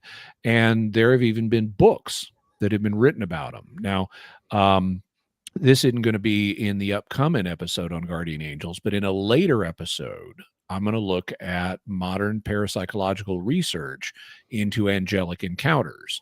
And to give you an example, there was a study done over in Britain a number of years ago, and it was by a woman named Emma Heathcote James. Heathcote James is a hyphenated last name. So Emma Heathcote James did a survey and a study of people who reported angelic encounters, and she wrote an academic book about them, and it's called Seeing Angels. And so she recounts a lot of different experiences and types of experiences that people had and reported about angels. Angels also show up in other types of experiences that parapsychologists study. For example, there's a cluster of what are known as death-related experiences that people have, and they can occur before death, during death, and after death. Before death, people have what are sometimes called deathbed visions, where they get like a peek into the afterlife. Then, when they either clinically die or almost clinically die, they have what are known as near-death experiences. And then after they really have died, they have what are sometimes called spontaneous after-death communications. And angels show up in all three of these. Sometimes when someone's having a deathbed vision, so they're laying on their bed, different things can happen. Their pain often shuts off. Their mood elevates, and they may see heavenly light and hear heavenly music. And they, in fact, may say, "Oh, I hear the angels singing." But they also report seeing them. It's very typical in these experiences for someone to report that they're seeing either their departed loved ones or angels coming to welcome them into the afterlife. It's too typical to ignore. Incidentally, in Jesus's parable of Lazarus and the rich man, he has Lazarus being taken to a place of comfort and rest by angels. So that corresponds to modern experiences. Then in near-death experiences, you have the same thing. People will be greeted by their departed loved ones or angels. And then in after-death communications, Angels don't always show up, but sometimes they do. I'm thinking in particular of one experience where a woman had lost her 2 young sons, and she was very broken up about it. And she reported that an angel came to her and took her, mentally into the afterlife and showed her that her 2 sons were in a place of happiness and comfort and peace and so forth. And that helped her move on with her grieving process. So you actually have angelic encounters in all 3 of these. What's interesting is this is not locked in to just to a Christian understanding of things. There was a famous study that was done back in the 1970s by a couple of researchers that looked at deathbed visions in both America and India. And they specifically picked America and India because of how different they were religiously. They wanted to see, do the same kinds of experiences happen. And they wrote it up in a book called, I may have the title slightly off, but it's like At the Hour of Death. And so in At the Hour of Death, they talk about how here in America, people will see departed loved ones and angels. And they talk about how hang on.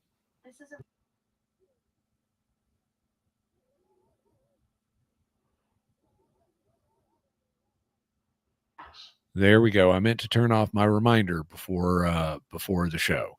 That was telling me I need to take out the trash, just like it happened last time when you interviewed me. Yeah, I remember that. Yeah, that's hilarious. So in India, they found out those. Yeah.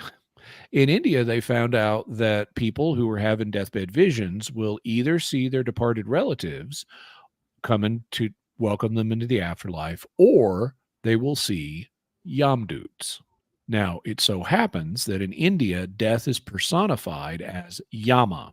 So Yama is an entity that personifies death, and Yama has messengers that he sends out to bring people into the afterlife called Yamdoots. And so in an Indian context, people would say, yeah, a Yamdoot came to bring me into the afterlife. And since these are messengers of death, well, that's what the word angel means. It just means messenger in both Hebrew and Greek. So Christians will see, God's messengers is sent to bring them into the afterlife, and people in India will see messengers of death to bring them into the afterlife. But Well, it's the same fundamental concept. Do you think there's millions of guardian angels? Just hundreds of them? Or, well, infinite amount of guardian angels? Well, we don't know. We do know that, at least in the Bible, in terms of how many angels there are total, it uses the language of myriads of myriads. Now, a myriad is 10,000.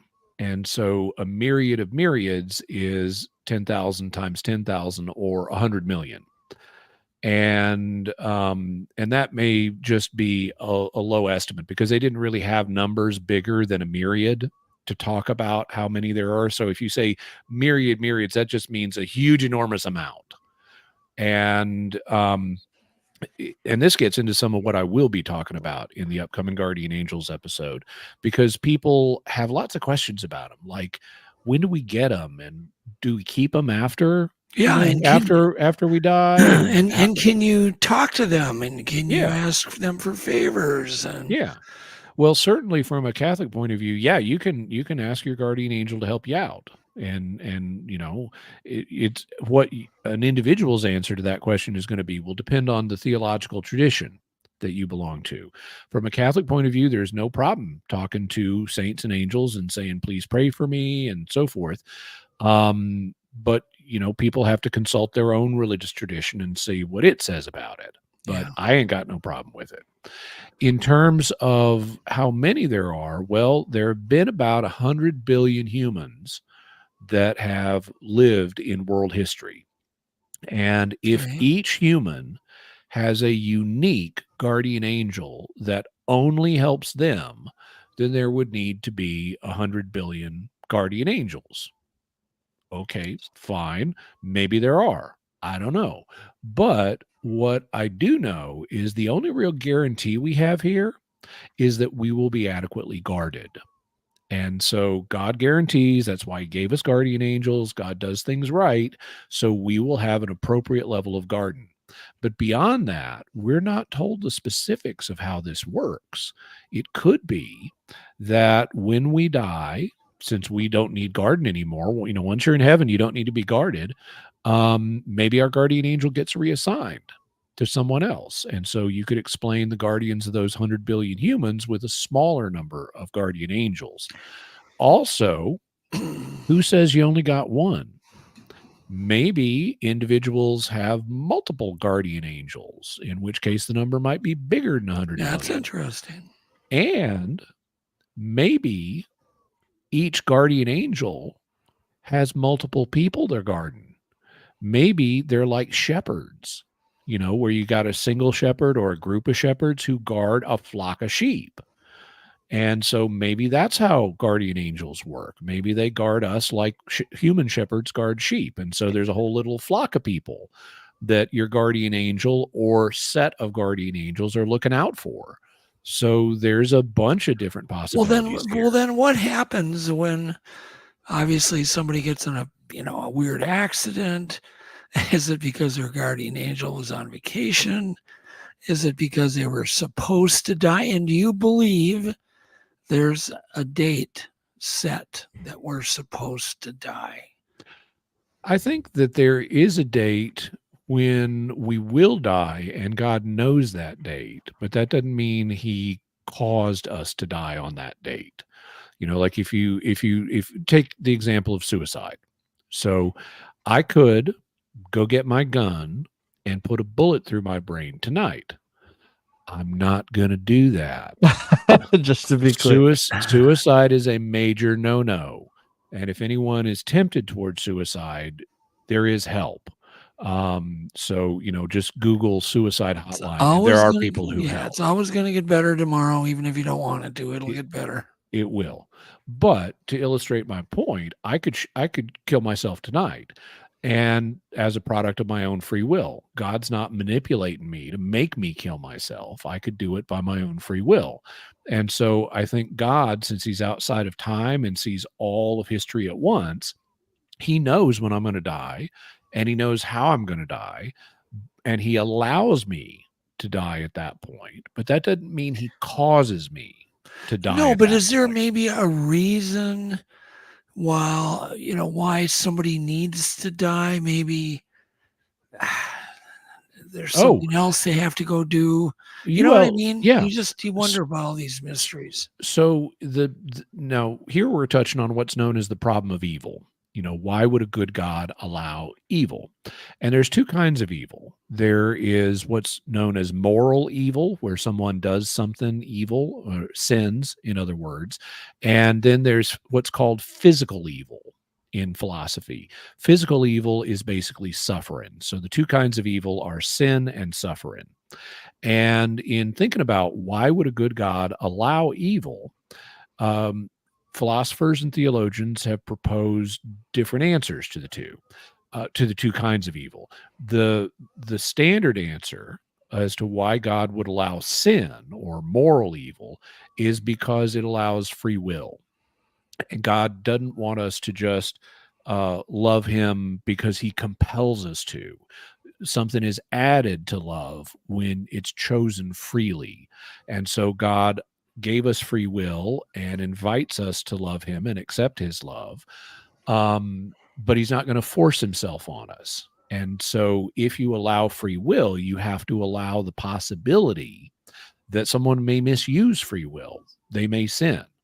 And so that's why he allows, this is the leading speculation on why he allows moral evil. But what about physical evil?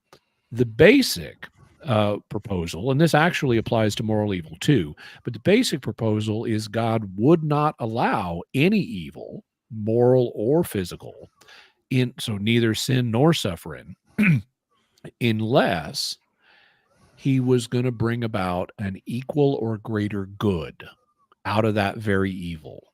Otherwise, his own goodness would intervene, and he'd say, "No, I'm going to stop this." So whenever you see an evil, including physical death, there is some equal or greater good that is going to come out of that. At least that's the Christian perspective on these things. Balance. And so can there be situations where God chooses to allow someone to die at this point? Yeah, in order to bring about some greater good. And in some cases, we can speculate about what the greater good is. We won't always be able to figure it out. No, let's throw a few ideas out there. Well, I've got a few. Yeah, and I'll be happy to do that. My point, though, is we may not be able to figure it out in a particular case in this life. It's kind of like when you're a kid and you're getting your childhood vaccinations. I remember when I was a small child and my parents would take me in for my childhood vaccinations as a toddler. And all of a sudden, these people who love me and care for me, my parents, are like holding me down and letting a stranger stick a sharp object in my body. And I wailed my head off. Yeah. And it hurt. And it was awful. Well, as a small child, I didn't understand what they were doing. I didn't understand this is going to prevent me from getting sicknesses later in life that could be much worse than the pain of the injection. And so it made sense for my parents to do that, to let me have, vaccinations. Well, and no offense to people who are opposed to vaccinations. It's just the reasoning makes sense. If vaccines are safe, which is an if, but if they're safe and they prevent these diseases, then it would make sense to have them. And so that's what my parents believed, and they had me vaccinated. And I don't have any reason to doubt that. But as a toddler, I couldn't understand what the purpose of this was. All I perceived was the evil. I didn't perceive the good that was going to come out of this evil. That's a great example. But as an adult, I can perceive the good. And so I'm essentially in the position of a toddler before God. I can't, if I experience certain evils in this life, I may not know why is God allowing them. Yeah. But I can trust that he's got a good reason that will eventually become clear to me, even if it's in the next life. So, well, isn't one reason is just if somebody is taken from us, it makes everybody else left appreciate life more. It can have that effect. Also, another effect, and by the way, God may bring about multiple different goods by allowing a particular evil. Another good, let's say someone is dying and they're suffering as they die. And, because that happens, as St. Thomas Aquinas pointed out, every natural system will run down or break down over time unless it's supported by God's grace. So in our present mortal state, our bodies will run down and break down over time. And as that happens, we end up suffering. People suffer the effects of old age. They suffer from diseases and things like that as they get older. Well, okay, by the time they die, some people are suffering a lot, and then they enter the afterlife. And often before they enter the afterlife, their pain shuts off, either in a deathbed vision or it shuts off in a near-death experience. But once they drop their body, they don't have a body to suffer with anymore. And they're going to be, assuming they, have accepted God's love and grace, they're going to be with him forever. And that's why St. Paul can say in his second letter to the Corinthians that there is this weight of glory that's in our future, and the sufferings of this life are not worth comparing with it, because you're going to get infinite happiness, because it's going to go on forever, and that makes it infinite. You're going to get infinite happiness in the next life.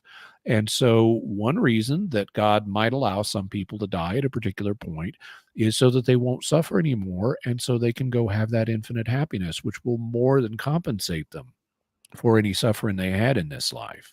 That's one of the great things about the Christian point of view compared to, say, the atheist point of view. If if you think about things from an atheist point of view, we've got suffering in this life. There's no doubt about that. Everyone agrees on that.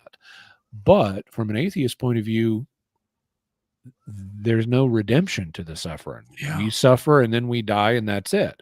But on the Christian point of view, we suffer and then we die and then we get infinite happiness. And so all that suffering can be redeemed by what comes next, because death is not the end. And so, so that's kind of a sketch of what I'd say on some of these matters. Okay, I have a question that somebody asked. Sure. Eric, Yeah. Sorensen. It's a good question. Mhm. I think we've all I thought about this. always say there are no bad questions. There's only Yeah. bad answers. Well, try this one out. Mhm. And short answer, please, because we have so many topics we want to Mhm. get into. Somebody like Hitler, Mhm.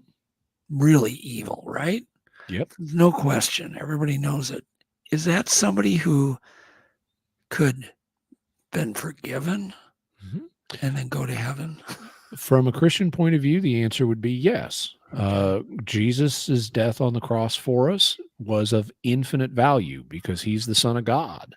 And therefore, if he dies on the cross, his death has infinite value. And whatever a human has done, it's finite. And so Jesus more than compensated for all of the sins of mankind, including extraordinarily evil people like Adolf Hitler or Osama bin Laden. And it's therefore possible for them to be saved. Now, But in order for yeah, that to happen, yes. in order for that to happen, they need to, turn and accept God's love and his grace, and he's not going to force himself on them. So, you look at, say, Adolf Hitler. Well, he died in a bunker by committing suicide, and we don't really have evidence of his repentance. So you could look at that and say, wow, it looks like he's going to be painting the walls of hell, as happens in a Harlan Ellison short story. Harlan Ellison's a science fiction writer. He wrote a story called Hitler Painted Roses, where Hitler's painting roses on the walls of hell. So, that could easily be what happened to Hitler. On the other hand, In other words, he could have repented 1 minute before his death and he'd be saved. well, he could have not repented and gone to hell, and that would be it for him. But it is also possible, because God can reach people even in the last moments of life. But what if it's and get them to turn and repent, Okay, but what even if if it's invisible to us? What if it's an insincere? Well, God knows if you're That's God what I knows mean. if you're BSing. He's just doing it because he knows he's going to die, and just Yeah. like, well, I got nothing to lose by asking for forgiveness type Well, thing. Is that good enough for somebody like Hitler? It's going to depend on it. So God knows if you're BSing him. If you're just insincerely repenting, he knows that, and it's not going to be enough. On the other hand, suppose we're talking about someone, and let's take the magnitude of Hitler's sins out of it, because that really didn't affect the principles. Let's say you got a person, and this person has done bad things in their life, Yeah. but they're coming up to die, and they say, God, I don't know if you exist, and I don't know if there's an afterlife, but if you do exist, and if you do love me, and if there is an afterlife, please forgive me. And that kind of turning to God, even though the person's not sure, I would that all this is true, but they're open to it and they're trusting themselves to God in their final moments. I would say that gives us good reason to hope that they are saved. Yeah, but I always wonder that somebody like Hitler was just so pure evil that there's no, because you hate to have people think too they can go out and do a whole bunch of bad things, murder people, and then in a snap of a finger they can be forgiven. And Well, so from a Christian point of view in general, so all Christians would agree about this. Typically, Protestants, Catholics, Orthodox, everybody would tend to agree that it's hypothetically possible for anyone to repent. It's not like if Hitler genuinely repented, it's not like God's going to say, "Oh, sorry, no, I'm not going to forgive you." if he's genuinely repentant, because Jesus's death was of infinite value. But one of the things that some Christians, like Catholics, would say is he's going to have a hell of a purgatory. Even if he does repent, he's going to be in intense need of purification after death, which is what the function of purgatory is to purify us so we can be ready for heaven. Okay. So there's going to be punishment no matter what. There will, whether you want to call it punishment or not, he's going to have to be purified of the effects of all that he did in life. And if you're a monster like Hitler, you've got a lot you're going to need to be purified from. And that might be painful. Oh, yeah. At some level. Yeah. Okay. I want to jump around because there's so many things I want to cover, and I wish we could do a 10-hour podcast, Jimmy. But I've done 6.5 hour. Have you really? God, yep. 6.5. I could easily do that with you because we could just jump into all sorts of crazy crap, and you always have such amazing, thoughtful answers, and you do. You do. And I really appreciate that about you. Y'all are too kind. Okay. What do we want to jump into? I had something, but now it slipped my mind. Oh, what do you think the real deep down reason that we're back to Bigfoot?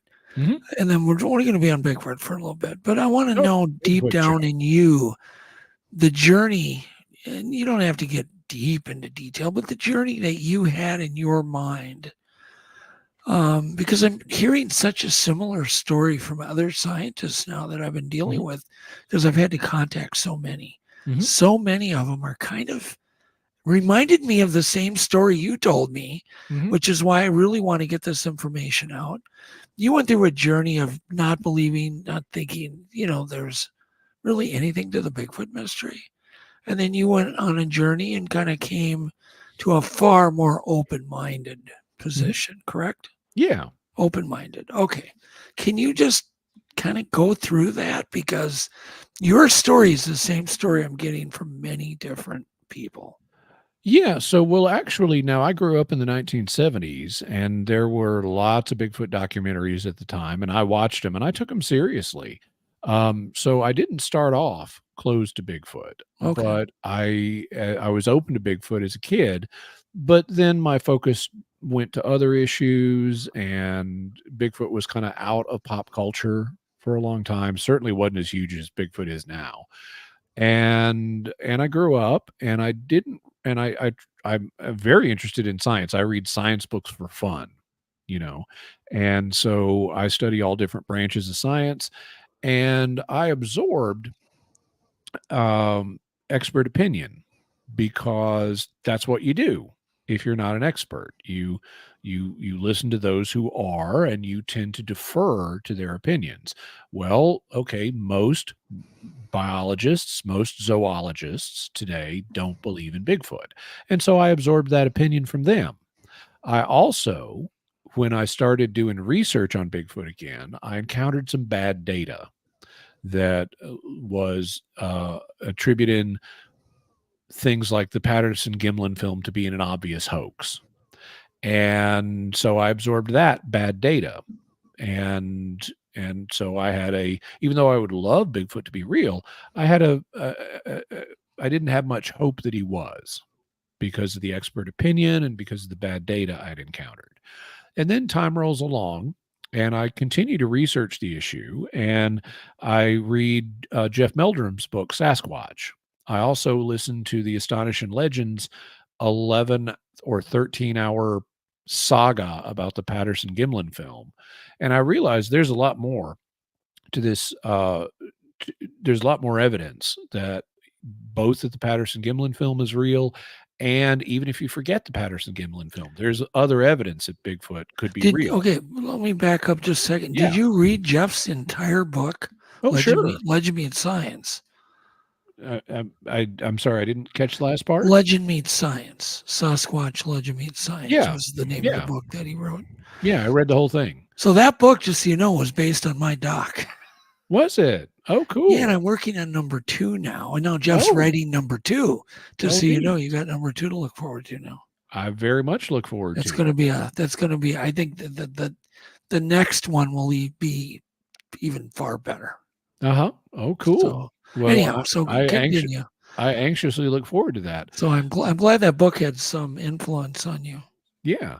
But basically that moved me from a position of, well, I'm theoretically open, but I'm very skeptical that this could be real, to a position of I'm much more open. Now, that doesn't mean I'm convinced, because there's still an issue, which is if there is a breeding population of these things in North America, where we got lots of biologists and we got lots of camera traps looking for, and lots of people looking for Bigfoot, how could it remain undiscovered for this length of time? So that's, to my mind, a significant argument against Bigfoot, but I also think there are significant arguments for Bigfoot.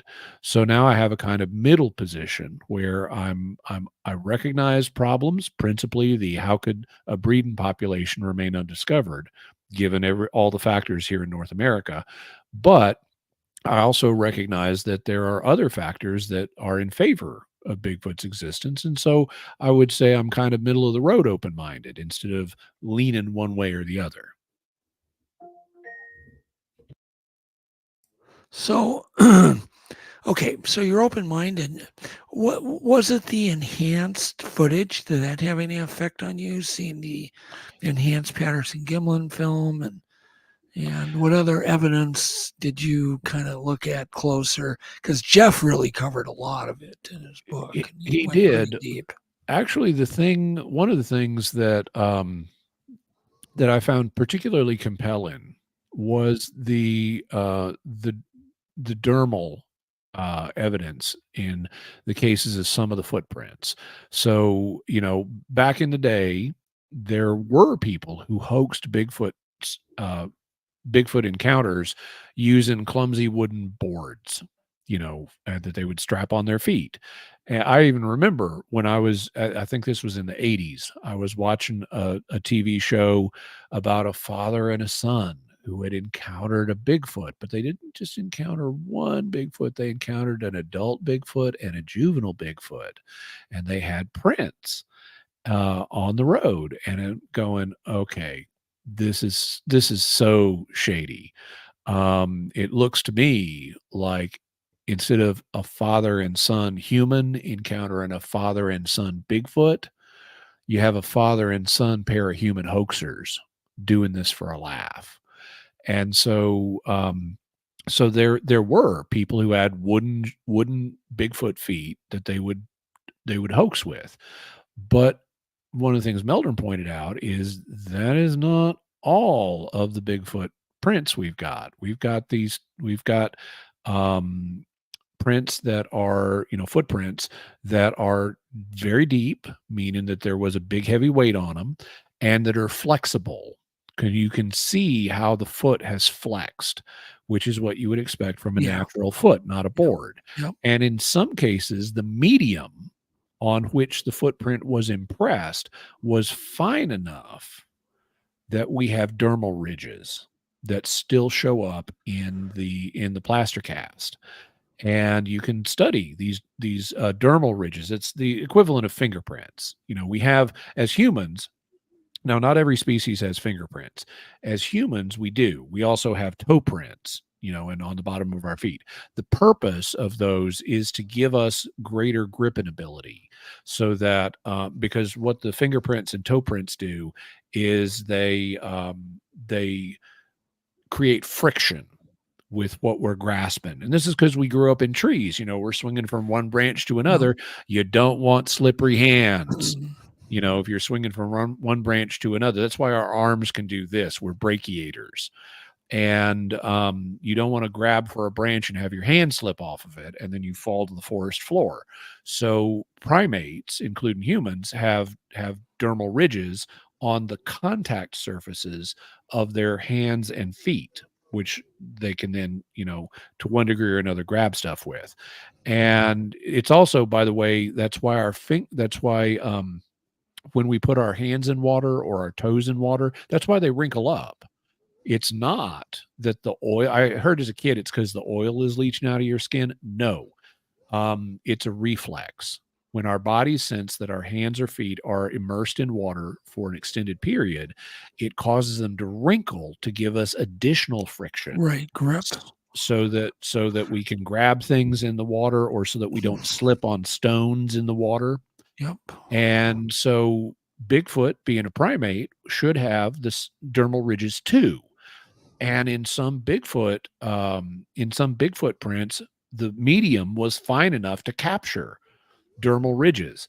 And according to Meldrum, the dermal ridges are different than human dermal ridges. Like with human footprints, we have dermal ridges that go across our feet. But if I recall correctly, he says in Bigfoot's, the dermal ridges go vertically on Bigfoot feet. And this is consistent not just in one set of prints, but across different prints. And to me, that's very notable evidence. I mean, it's not as great as having a live specimen, but that's really impressive. If we have this selection of Bigfoot prints that preserve dermal ridges that are consistent from one to another. Do you think that there is a kind of a collective openness that's coming over the whole world when it comes to some of things like Bigfoot and UFOs and aliens? Do you just think it's just kind of a collective thing, maybe caused by the internet or certain TV shows? I don't know what it is, but it's like I'm not meeting any resistance anymore. Mm-hmm. When I contact a scientist, they seem happy to work on this mystery now. Well, I think it's going to vary from one group to another. Now, in the case of UFOs, 2017 was the game changer. When the New York Times in 2017 published information about the ATIP program and they released those videos that everybody could see, that changed the nature of the discussion. When it comes to Bigfoot, I'm not as much of an expert on the history of the movement as you are, so you'd be better qualified to say than I am. Well, because I did that doc back in 1999, started producing it, and the resistance was terrible back then. Uh-huh. And now it's like the opposite. Yeah, well, because of your work and the work of other people like Jeff Meldrum and so forth, and Jane Goodall and other people who have significant reputations in this area, there may have been a shift in this, at least in terms of what various scientists are going to be willing to say privately. Yeah. They may not want to go in public and say this, but there may be some more openness in a private area. On the other hand, there's still those psychop folks. I think these days they call themselves CI, Center for Inquiry, but they're hardcore skeptics and they're not open. But a lot of other people may be becoming more open. Yeah. Yeah. Amy Boo started ZooBook, and I've now got some other. I mean, I've watched that grow. All these scientists that have joined the ZooBook anonymously, to get information on the topic, share stories, share scientific information.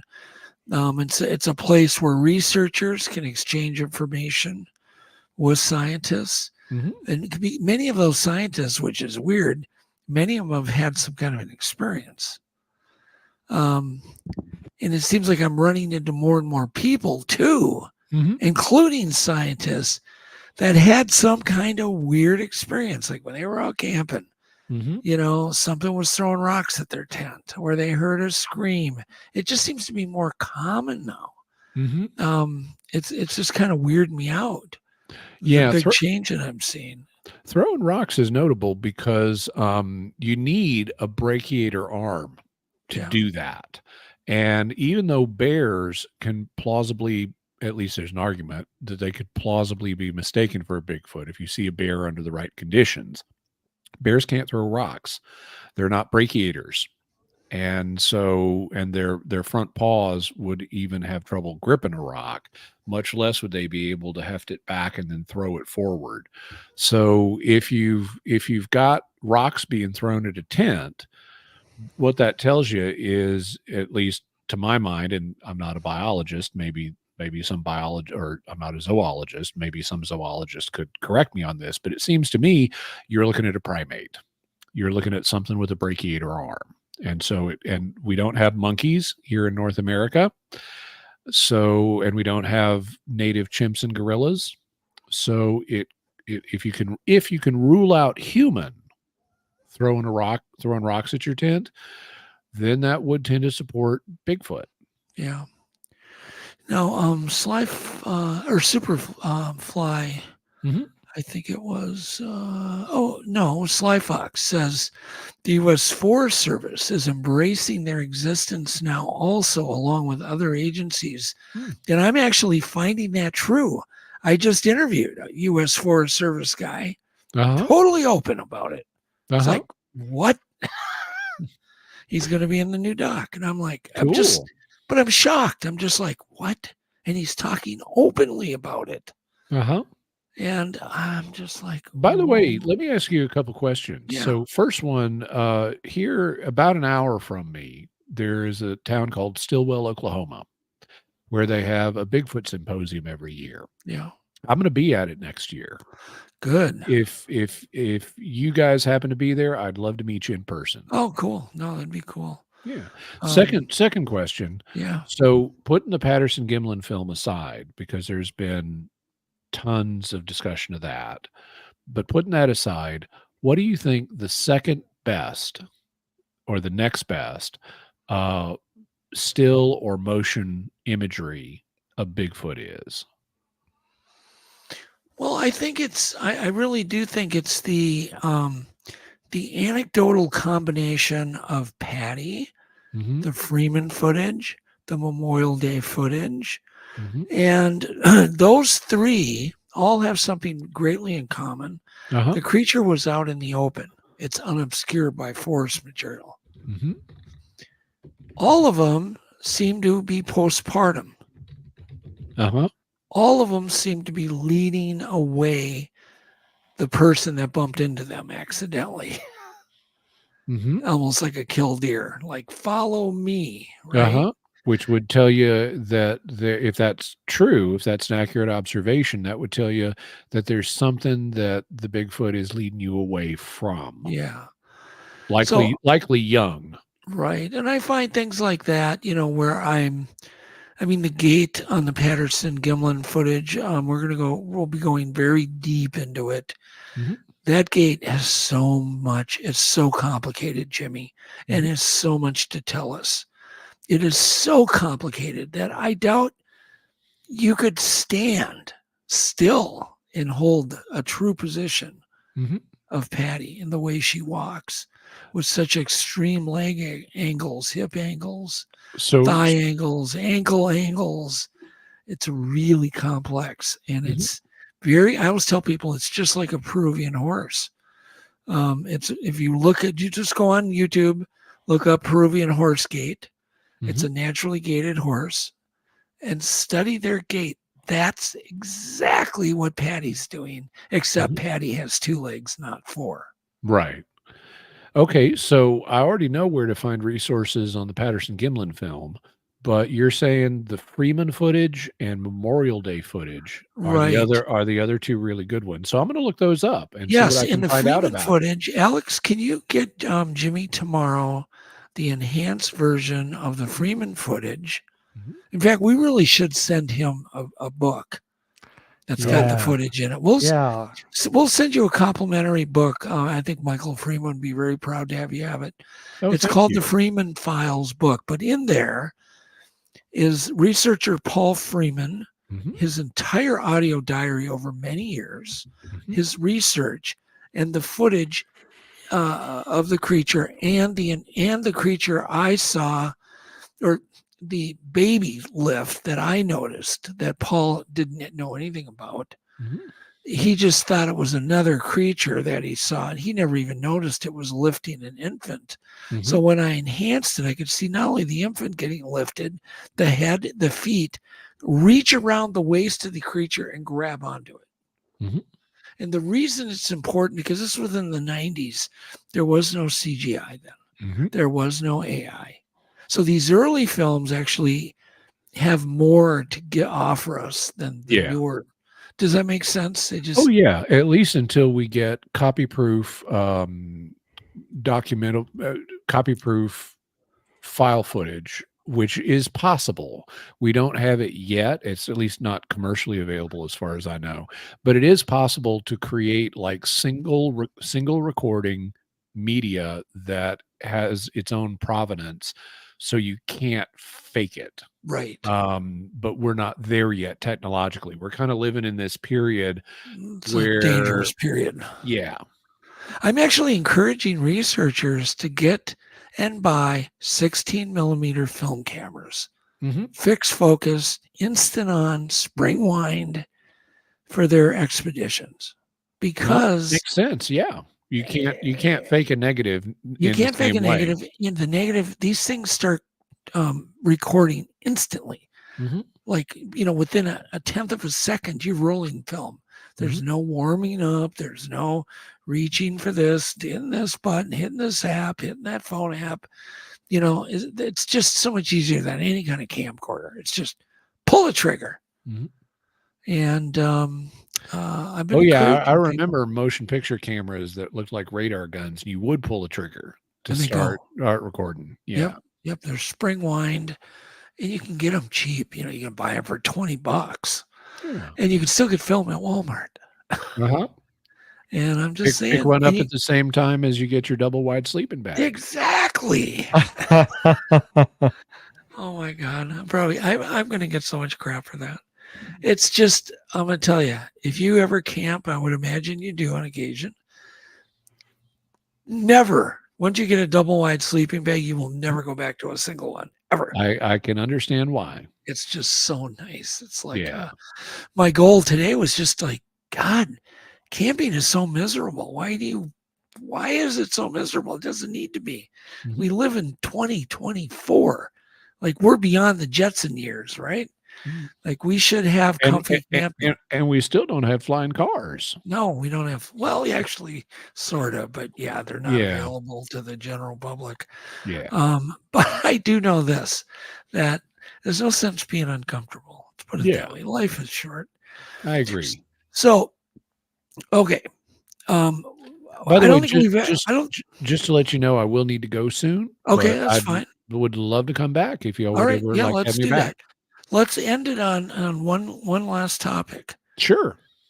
Missing people. Have you gone down that rabbit hole at all of people that go missing in these very mysterious ways in forested areas? So the work that I'm familiar with in that area is David Paulides' Missing 411.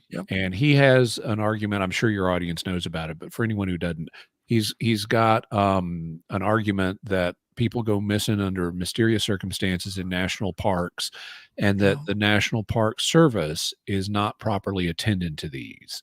And like, I remember hearing him say some years ago, and I assume this is still true, although I don't know that they don't even have a comprehensive database of people who go missing. And I think that there's something to look into here. What I'm not convinced of is that it's anything paranormal. I'm open to it being something paranormal, but I can think of lots of other explanations for why people go missing in forests, including they want to vanish. People get to points in their lives sometimes where they want to do there's a British TV show from back in the 70s called The Fall and Rise of Reginald Perrin. And Reginald Perrin is a businessman. He's leading an unhappy life. And so he goes down to the beach and fakes his own suicide. But you don't have to fake your own suicide. Some people just get tired and they want to go. They want to make a break with their current life and do something else. And so they might want to vanish. Other people, they might have a psychotic break, either due to something internal to them, or they mistakenly eat ergot or something in the woods that causes them to have a psychotic break, and they wander off and do weird stuff. Or they could have. Did you ever hear about that? Just speaking of that Discovery producer working on that gold rush show lifted his arms up, started screaming, ran off into the woods, and he's never been seen since. Wow. I haven't heard about that. Well, you haven't? Or look it up. Okay. It's one of the weirdest cases. Yeah. There also can be so people can have psychotic breaks. They could have a stroke or an aneurysm that doesn't kill them, or maybe it does kill them, and they fall off a ledge and their bones are never found. Or they have a stroke and they lose part of their memory and they're amnesiac. There have been cases like that where people have lost their memory and it's like, I don't know who I am, and they have no way of tracing themselves back to their former life. And then there are murders. And then there's I would say probably murders maybe account for, could be as high as 10, 15% of those missing people. And there's sex trafficking. Some people may get captured and, human trafficked. So I can think of bunches, and then there are accidents that people may have.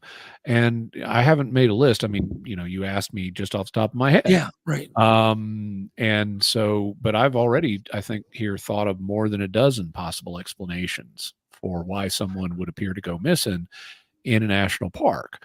And so I'm open to paranormal explanations in this area. I just haven't yet seen convincing evidence. Have you read the 411 series yet? Unfortunately, no, because they're not available on Kindle. And I have dyslexia, which makes it hard for me to read regular books. But I have listened to bunches of interviews with David Paulides. And I wish he'd put his books on Amazon in a format where I could read them, because I'd love to do that. All right, I'll bring that up to him.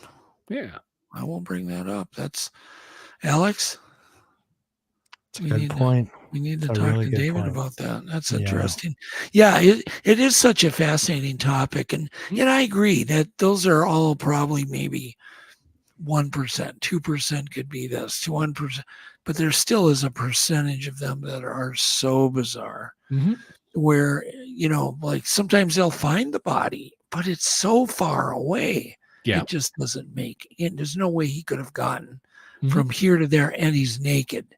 And it's just, and the dog has disappeared, and he left all of his, he dropped all his stuff along the way. It's survival things that you would need, which doesn't make sense. Yeah, although there is such a thing as paradoxical undressing. When you get cold. Yeah, no, I realize. When you're freezing, you feel hot. Yeah, and I'm not saying that explains. But this is not that kind of weather. It's like balmy 70 degrees. Fall hunting sometimes where it's been balmy. Some of the things just don't make sense. But it'd be fun to talk more about it, and it'd be fun to figure out a way to get you some of those books. Yeah, sure. I'd, it's definitely a subject I want to know more about. It's definitely up your alley for sure. Well, with that, thank you so much. We can set another date to get you back here in a few months or even sooner. I'd be very pleased. Go down some more odd topics and rabbit holes. But thanks so much, Jimmy. Great talking with you guys. Everybody loves you, so thank you. Well, thank you so much. Y'all are very kind and happy to come back. Yep, we'll talk soon. Thanks, Jimmy. Okay. Take care. Hey, Alex. Hey. How we got here? So let me mention to everybody, we have a new show starting in August. I believe it's August 6th, is it? Or is it 9th? August 9th? I think it's the 9th. The 9th. It's called Monster Soup. So there's another program joining the Untold radio network. I think you'll love it. I think you'll love the host. And I'm right now working with him, and we're developing all the peripheral materials for that show. So more on that soon. I think we can play maybe the open to the show next week. Oh, that'd Give be people a awesome. little sneak preview. Yeah. And I'm trying to think any other thing. Oh, please, on your way out, we really need more comments in the not in the chat. We love the chat comments, but in the actual, if you could just leave a quick 1 or 2 word comment, that'd be awesome. And then if you haven't subscribed, please hit the notification bell. It's free. Yeah, it's free. We really need it. We hope to keep bringing you, really innovative programming. I think we've done a lot of that now, and the network is growing, and we're hoping to become a kind of a one-stop shop for a lot of your stuff, so you don't have to have 1 million subscribers. So with that, we will be back next week. Do we have a guest for next week? Do you know the guest? We gotta book someone. Oh, we don't. We really messed up in August, didn't we? Yeah, we were like booked up 2 months in advance, and then in August, what happened? But we're gonna have not next week, but the week after, we're gonna have Ben Radford and we have Ben Radford. Oh, that'll be an interesting for reunion. that round table. I haven't seen Ben for a long time. Ben works for the Skeptical Inquirer. He's been on, I think, a couple of Monster Quest episodes. I think at least one. And who else is going to be on with Ben? Lon Strickler. Oh, and Lon. Oh, awesome. Gotcha. We have the skeptic and the researcher. Yep. I love a lot Lon. of fun. Yeah, Lon's awesome. With that, let's see here. I just want to make sure. Blah blah blah. Yeah, we have 11 shows. All of our shows. A lot of people don't know this. You can go to Spotify, Amazon, Apple, iHeartRadio, Spreaker, whatever your favorite podcast platform, and download the shows. Because there's a lot of shows on the network, and you may be behind, but you can listen to them. What's with you today, Alex?